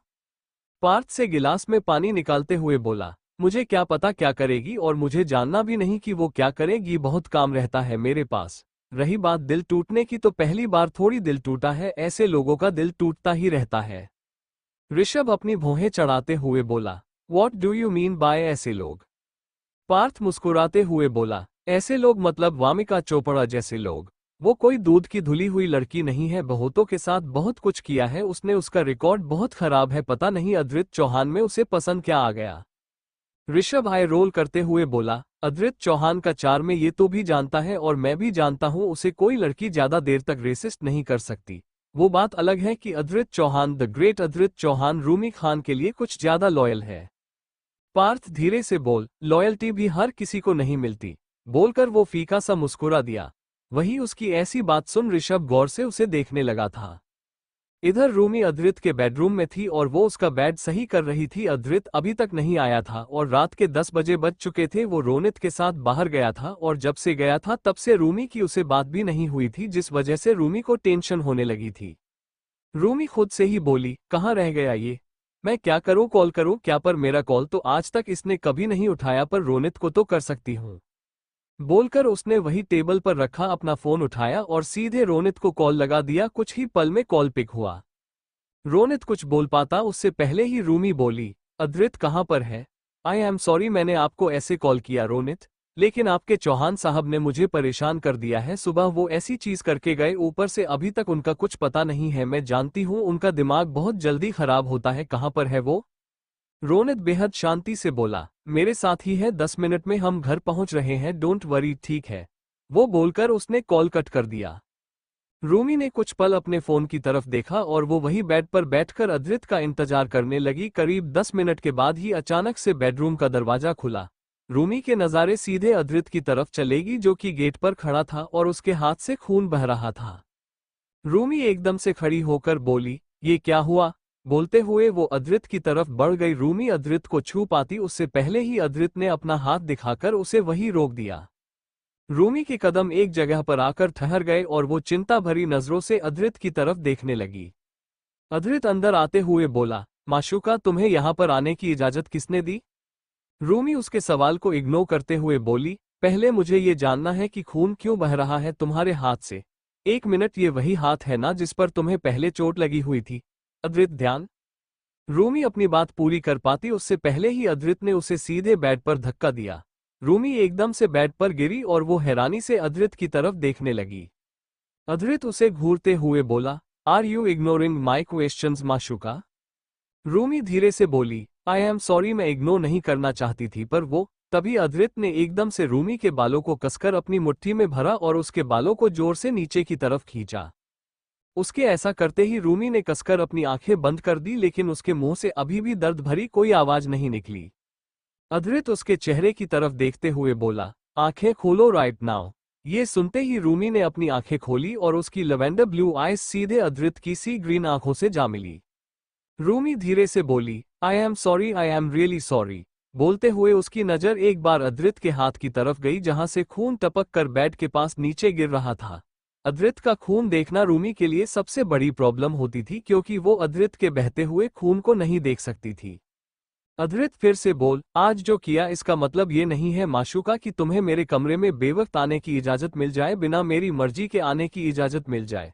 तुम आज भी वही हो जो तुम पहले थी, सिर्फ और सिर्फ मेरे सेटिस्फैक्शन की एक चीज जो मेरी जरूरत है, उससे ज्यादा कुछ नहीं। बोलकर उसने झटके से रूमी के बालों को अपने मुट्ठी से आजाद कर दिया। रूमी अपनी स्कैल्प को हल्का हल्का सहलाते हुए बोली, ठीक है सॉरी, मैं तो बस इसलिए आई थी क्योंकि कमरा बिखरा हुआ था और कोई मकसद नहीं था। मैंने किसी भी चीज को हाथ नहीं लगाया, सिर्फ और सिर्फ चीज सही की है और मैं बता सकती हूँ कि मैं क्या सही किया। बोलते हुए वो खड़ी हो गई। उसका हाथ अभी भी अपने बालों में था। वो लगातार अपनी स्कैल्प को रब किए जा रही थी। अद्रित ने कुछ पल अपनी सर्द नजरों से रूमी की तरफ देखा और फिर वो सीधे जाकर सिंगल सोफे पर बैठ गया। रूमी उसे देखकर बोली, खून बह जा रहा है चौहान साहब, मतलब अद्रित, सॉरी नो चौहान साहब। अद्रित बोरियत भरे लहजे में बोला, माशूका एक बार फिर से तुम्हारे मुंह से चौहान साहब निकले तो फिर मुझे तुम्हारे मुंह का। रूमी बीच में बोली, नहीं कोई जरूरत नहीं है, कुछ भी करने का नहीं बोलूंगी मैं आपको मतलब नहीं बोलूंगी, बस can I treat your hand, मतलब बहुत खून बह रहा है, मुझसे नहीं देखा जा रहा। अधृत ने बिना कुछ बोले बस उसे अपनी 2 उंगलियों से इशारा कर दिया। रूमी जल्दी से फर्स्ट एड बॉक्स लेकर अधृत के पास पहुंची और वो सीधे उसके लैप पर बैठ गई। रूमी ने एक बार अधृत के हाथ की तरफ देखा और खुद से ही बोली, ज्यादा गहरी नहीं है, थैंक गॉड। बोलकर वो सारा खून कॉटन से साफ करने लगी। अधृत बिना कुछ बोले चुपचाप रूमी के चेहरे की तरफ देख रहा था। इस वक्त कमरे में सिर्फ और सिर्फ येलो 2-3 डिम लाइट जल रही थी जो कि टेबल पर रखी हुई थी, वरना पूरे कमरे में सिर्फ और सिर्फ चंद की रोशनी का पहरा था और कुछ नहीं था। अधृत के नजरें रूमी की झुकी हुई नजरों से होते हुए उसके पूरे चेहरे पर घूमने लगी। वो गोल सा मासूम सा छोटा सा चेहरा, उसकी मासूमियत और उसकी दीवानगी सिर्फ और सिर्फ अधृत चौहान के लिए। अधृत रूमी के हर एहसास से वाकिफ था, वो उसके हर इमोशन जानता था और उसे फर्क पड़ता था। यही सबसे बड़ा सवाल था। रूमी ने अचानक से अपनी नजरें उठाकर अधृत की तरफ देखा और फिर बोली, चोट ज्यादा गहरी नहीं है, लेकिन तुम्हें ध्यान रखना पड़ेगा, तुम लापरवाही नहीं कर सकते, ओके? तभी अधृत धीमी सी आवाज में बोला, तुम्हारे पीछे टेबल पर कुछ रखा है माशूका, वो उठाओ। रूमी ने एकदम से कॉफी टेबल की तरफ देखा जिस पर एक विस्की की बोतल रखी हुई थी। रूमी ने बिना कुछ बोले वो बोतल उठाई और वापस कंफ्यूजन से अधृत की तरफ देखने लगी। अधृत एक अलग ही लहजे में बोला, इसे खोलो और मेरे हाथ पर डालो। रूमी हैरानी से बोली, नहीं बिल्कुल नहीं। अधृत सार्कास्टिकली बोला, माशूका, इनकार वहां करना चाहिए जहां पर तुम्हारे इनकार की किसी को इज्जत हो। क्या कहती हो तुम? हाँ, तुम्हारे इनकार को मैं इतनी तवज्जो नहीं देता, गॉट इट। जो बोला है वो करो। रूमी मन में बोली, ये मुझे नहीं छोड़ेगा ऐसे, पर अगर ये डाला तो बहुत जलन होगी, गॉड कोई ऑप्शन नहीं है। रूमी ने एक गहरी सांस ली और फिर बोतल का कैप हटाकर उसने विस्की अधृत के जख्मी हाथ पर डालना शुरू कर दिया। अधृत के चेहरे पर तो कोई भाव नहीं आए थे, लेकिन रूमी के चेहरे पर दर्द झलकने लगा था। धीरे धीरे उसकी आंखें नम होने लगी थी, पर वो अभी भी अधृत की तरफ नहीं देख रही थी, वो बस उसके हाथ की तरफ देख रही थी जिस पर वो बेरहमी से वो विस्की डाल रही थी। अधृत ने रूमी के गाल पर अपनी 2 उंगलियां रखकर उसका चेहरा अपनी तरफ किया और उसकी आंखों में देखकर बोला, कमाल करती हो माशूका, जख्म मेरा और दर्द तुम्हें इतना कि तुम्हारी आंखें भर आए। वेरी बैड, किसी दिन मुझे खून से लथपथ देखोगी तब क्या करोगी तुम? रूमी उसकी आंखों में देखते हुए बोली, सबसे पहले जो तुम्हारी उस हालत का जिम्मेदार होगा उसकी जिंदगी में ग्रहण लगाऊंगी और उसके बाद मुझे नहीं पता। बोलकर उसने विस्की की बोतल वापस कॉफी टेबल पर रखी और अधृत का हाथ अपने हाथ में ले लिया। अधृत दूसरे हाथ की उंगलियों से बिना कुछ बोले रूमी के गाल को सहला रहा था।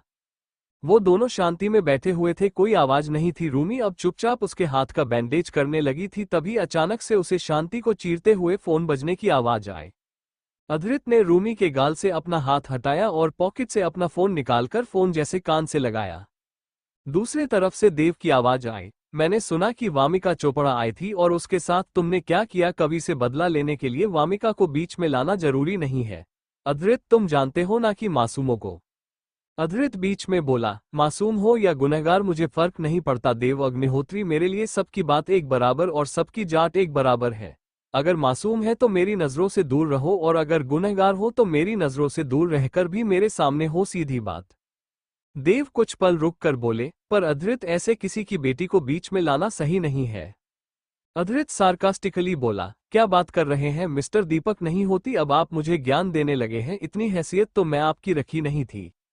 उसकी बात सुन देव बिल्कुल चुप हो गए। कुछ पल की शांति के बाद वो फिर से बोले, जो तुम्हें सही लगे वो करो।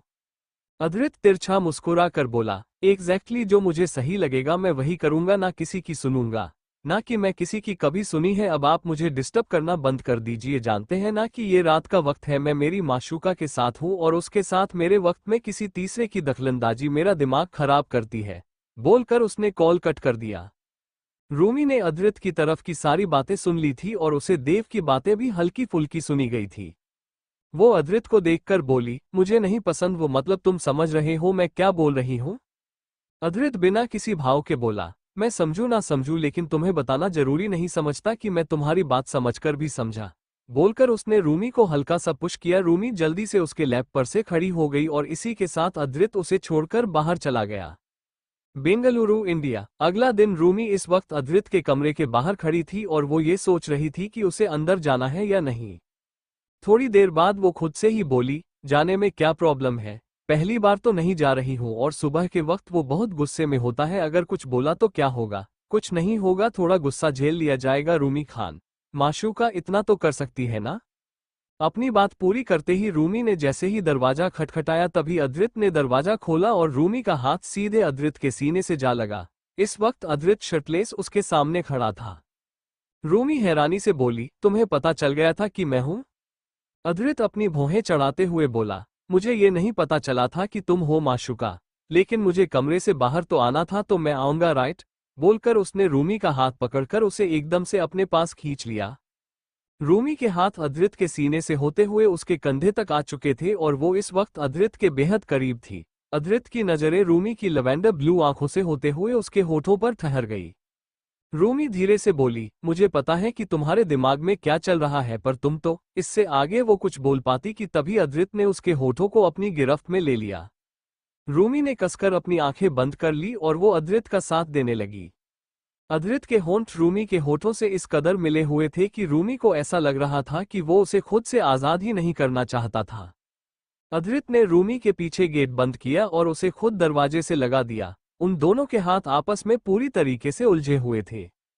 वहीं अद्रित का दूसरा हाथ रूमी के गाल से होते हुए नीचे जाने लगा था। उसने रूमी की उंगलियों से अपनी उंगलियां इंटरवाइन करते हुए उसके हाथ को दरवाजे से लगाया और फिर उसके होठों को आजाद किया।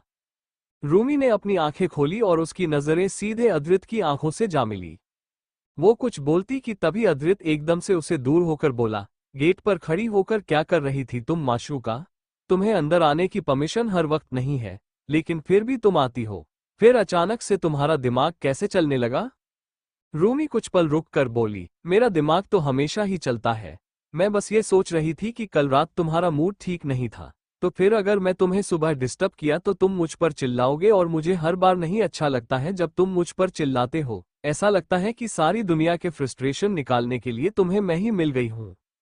अद्रित ने बेड पर रखी अपनी शर्ट उठाई और बिना रूमी की तरफ देखकर बोला, तो तुम्हें सही तो लगता है ना माशूका? जो सच है वो सच है। सच को झूठ बोलकर झूठी दुनिया में रहने का फायदा नहीं है, हकीकत में जियो, वो तुम्हारे लिए अच्छा है। रूमी उसकी तरफ बढ़ते हुए बोली, पर थोड़ा तो दर्द कम कर सकते हो ना? ज्यादा नहीं तो इतना कि मुझे दर्द हो, पर अगले दिन मेरी आंखों में तुम्हें देखकर सुकून उतरे, डर नहीं। ये सुनते ही अद्रित की नजरें रूमी के चेहरे की तरफ चली गई जिस पर लाचारी साफ झलक रही थी। उसने बिना कुछ बोले रूमी का हाथ पकड़कर उसे अपने पास खींच लिया। रूमी धीरे से बोली, क्या कर रहे हो? अगर मेरी चूड़ी तुम्हारी शर्ट के बटन में गलती से भी उलझी या कुछ भी हुआ ना तो तुम मुझे डांटोगे और फिर तुम मेरे बाल खींचोगे। उसकी बात सुन अद्रित के नजरें सीधे रूमी की सिल्वर बैंगल्स पर चली गई। उसने रूमी को अपने सामने किया और उसके फिंगर टिप्स पर किस करते हुए वापस उसकी आंखों में देखने लगा। अद्रित की नजरों को खुद पर इस कदर पाकर रूमी के दिल की धड़कन शोर करने लगी थी। वो कुछ कहने वाली थी कि तभी अद्रित उसका हाथ छोड़कर बोला, कंप्लीट योर ड्यूटी माशूका। तुम्हें पता है ना तुम्हारा काम क्या है? रूमी मुस्कुराते हुए बोली, ये तो मुझे बहुत अच्छे से पता है। बोलकर वो अद्रित के और करीब गई और धीरे धीरे उसकी शर्ट के बटन लगाने लगी। थोड़ी देर बाद रूमी 2 कदम पीछे हटकर बोली, मैंने मेरा काम कर दिया और मैंने ना तुम्हारे लिए स्पेशली तुम्हारा फेवरेट राजमा चावल बनाया है। मैं अभी नहीं दूंगी क्योंकि सुबह सुबह ये नहीं खाते, पर मैं तुम्हारे लिए लेकर आऊंगी। क्या मैं बाहर निकल सकती हूँ? अद्रित अपना ब्लेजर उठाते हुए बोला, अगर मैं तुम्हें इजाजत ना दूं तो क्या तुम नहीं आओगी माशूका? रूमी कुछ पल रुक कर बोली, तुम जानते हो ना कि तुम्हारी खुशी के लिए मैं तुमसे भी लड़ सकती हूँ। बिकॉज आई मतलब कुछ नहीं। अद्रित एकदम से रूमी के पास गया और उसका हाथ पकड़ते हुए उसने उसे झटके से घुमाया। रूमी की कलाई उसकी पीठ से लग गई और रूमी की पीठ अद्रित के सीने से लग गई। अद्रित जोकर रूमी के कान में हस्की वॉइस में बोला, आ सकती हो? आरुष के साथ आ जाना, पर ध्यान रहे कि कोई भी तुम्हें हाथ ना लगा पाए माशूका। किसी की उंगली भी अगर तुम्हें छू गई तो ना उस इंसान के लिए अच्छा होगा ना तुम्हारे लिए। उस इंसान की बेशक मैं जान ले लूं, लेकिन तुम्हें मारने के अलावा बहुत कुछ कर जाऊंगा। रूमी धीरे से बोली, ओके समझ गई। ये सुनते ही अद्रित ने उसका हाथ छोड़ दिया। रूमी अद्रित की तरफ मुंडी और मुस्कुराते हुए बोली, पीपल से लव इज ब्लाइंड, पर माशूका कहती है जब आंखों के सामने चीज होकर भी दिल नजरअंदाज करने लगे, जब गलत सही के फर्क में सिर्फ और सिर्फ प्यार नजर आने लगे, जब मोहब्बत में तबाह होने की गुंजाइश होते हुए भी तबाही से प्यार होने लगे, तब प्यार में हो तुम और तब प्यार में ना कुछ दिखता है ना कुछ समझता है, सिर्फ और सिर्फ होता है। रूमी के इन शब्दों को सुनते ही अद्रित कुछ पल के लिए रुका और उसे देखकर बोला, लोग ये भी कहते हैं कि माशूका सिर्फ माशूका रह जाती है, माशूका इश्क कर सकती है, पर इश्क निभा पाए ये तो सिर्फ और सिर्फ वक्त बताए, बाकी अपना मुंह बंद रखो। बहुत चलने लगा। तभी रूमी मुस्कुराते हुए बोली, अब अद्रित चौहान के लिए माशूका का मुंह तो चलेगा ना, ऐसे कैसे चुप रह जाऊंगी मैं। बोलकर वो एकदम से आगे बढ़ी और अद्रित के गाल पर किस करके तुरंत वहां से भाग गई। वहीं दूसरी तरफ लखनऊ में नवाबों का शहर था और ये नवाबों वाली बात थी कि नवाबों की एक शहजादी पिछले 2 सालों से गुमशुदा थी। लखनऊ के जाने माने नवाब खान साहब, जिनका पूरा नाम था अरशद खान, जिन्हें लोग सिर्फ और सिर्फ खान साहब कहकर बुलाते थे। उनका पहला नाम बहुत कम ही लोग जानते थे और सब उन्हें उनके नाम से नहीं बुला सकते थे। लखनऊ के नवाबों वाले अंदाज में एक पैलेस जिसके बाहर खान महल लिखा हुआ था, उस पैलेस के अंदर खान साहब इस वक्त सोफे पर बैठे हुए न्यूज़पेपर पढ़ रहे थे। तभी एक लड़का अंदर आकर बोला, गुड मॉर्निंग खान साहब, आपसे कुछ खास बात करनी है मुझे। खान साहब उस लड़के को देखकर बोले, क्या हुआ रोहित, कुछ हुआ है क्या? आप सुबह सुबह यहाँ पर? रोहित खान साहब के सामने सोफे पर बैठकर बोला, ऐसा लग रहा है कि आपको आपकी बेटी वापस मिलने वाली है। ये सुनते ही खान साहब के हाथ से न्यूज़पेपर छूटकर नीचे गिर गया। वो एकदम से खड़े होकर बोले, what do you mean by हमें हमारी बेटी वापस मिलने वाली है, माय लिटिल प्रिंसेस रूमी?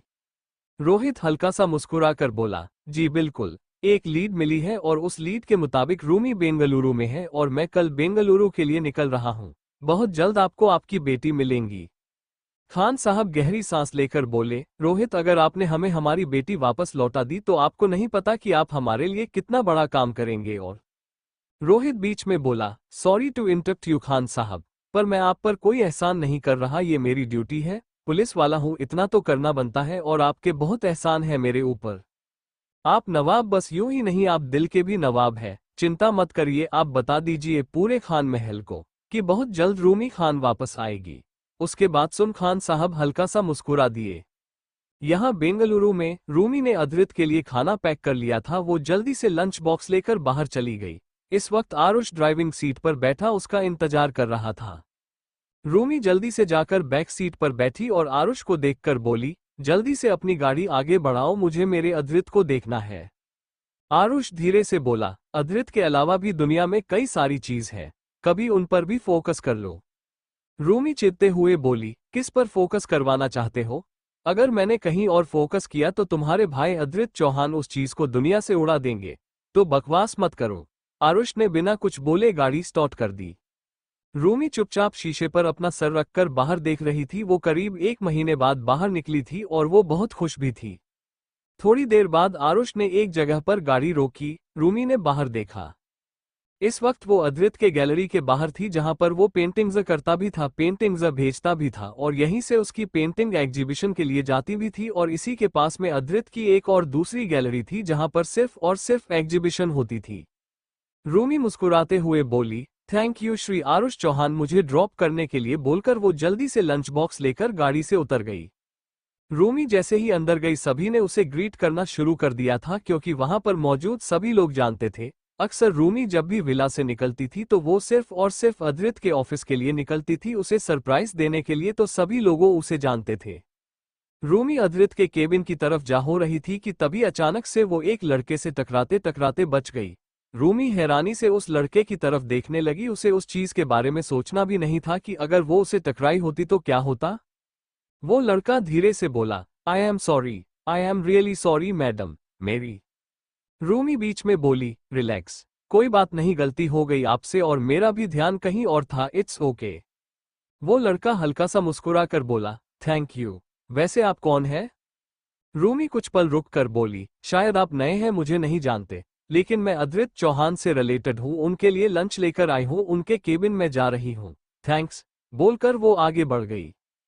तभी वो लड़का फिर से बोला, पर मैम अद्रित सर के केबिन में तो। रूमी बीच में बोली, कोई बात नहीं, जो भी हो मैं देख लूंगी, मैं पहली बार नहीं आई हूं यहां पर, बोलकर वो अद्रित के केबिन की तरफ बढ़ गई।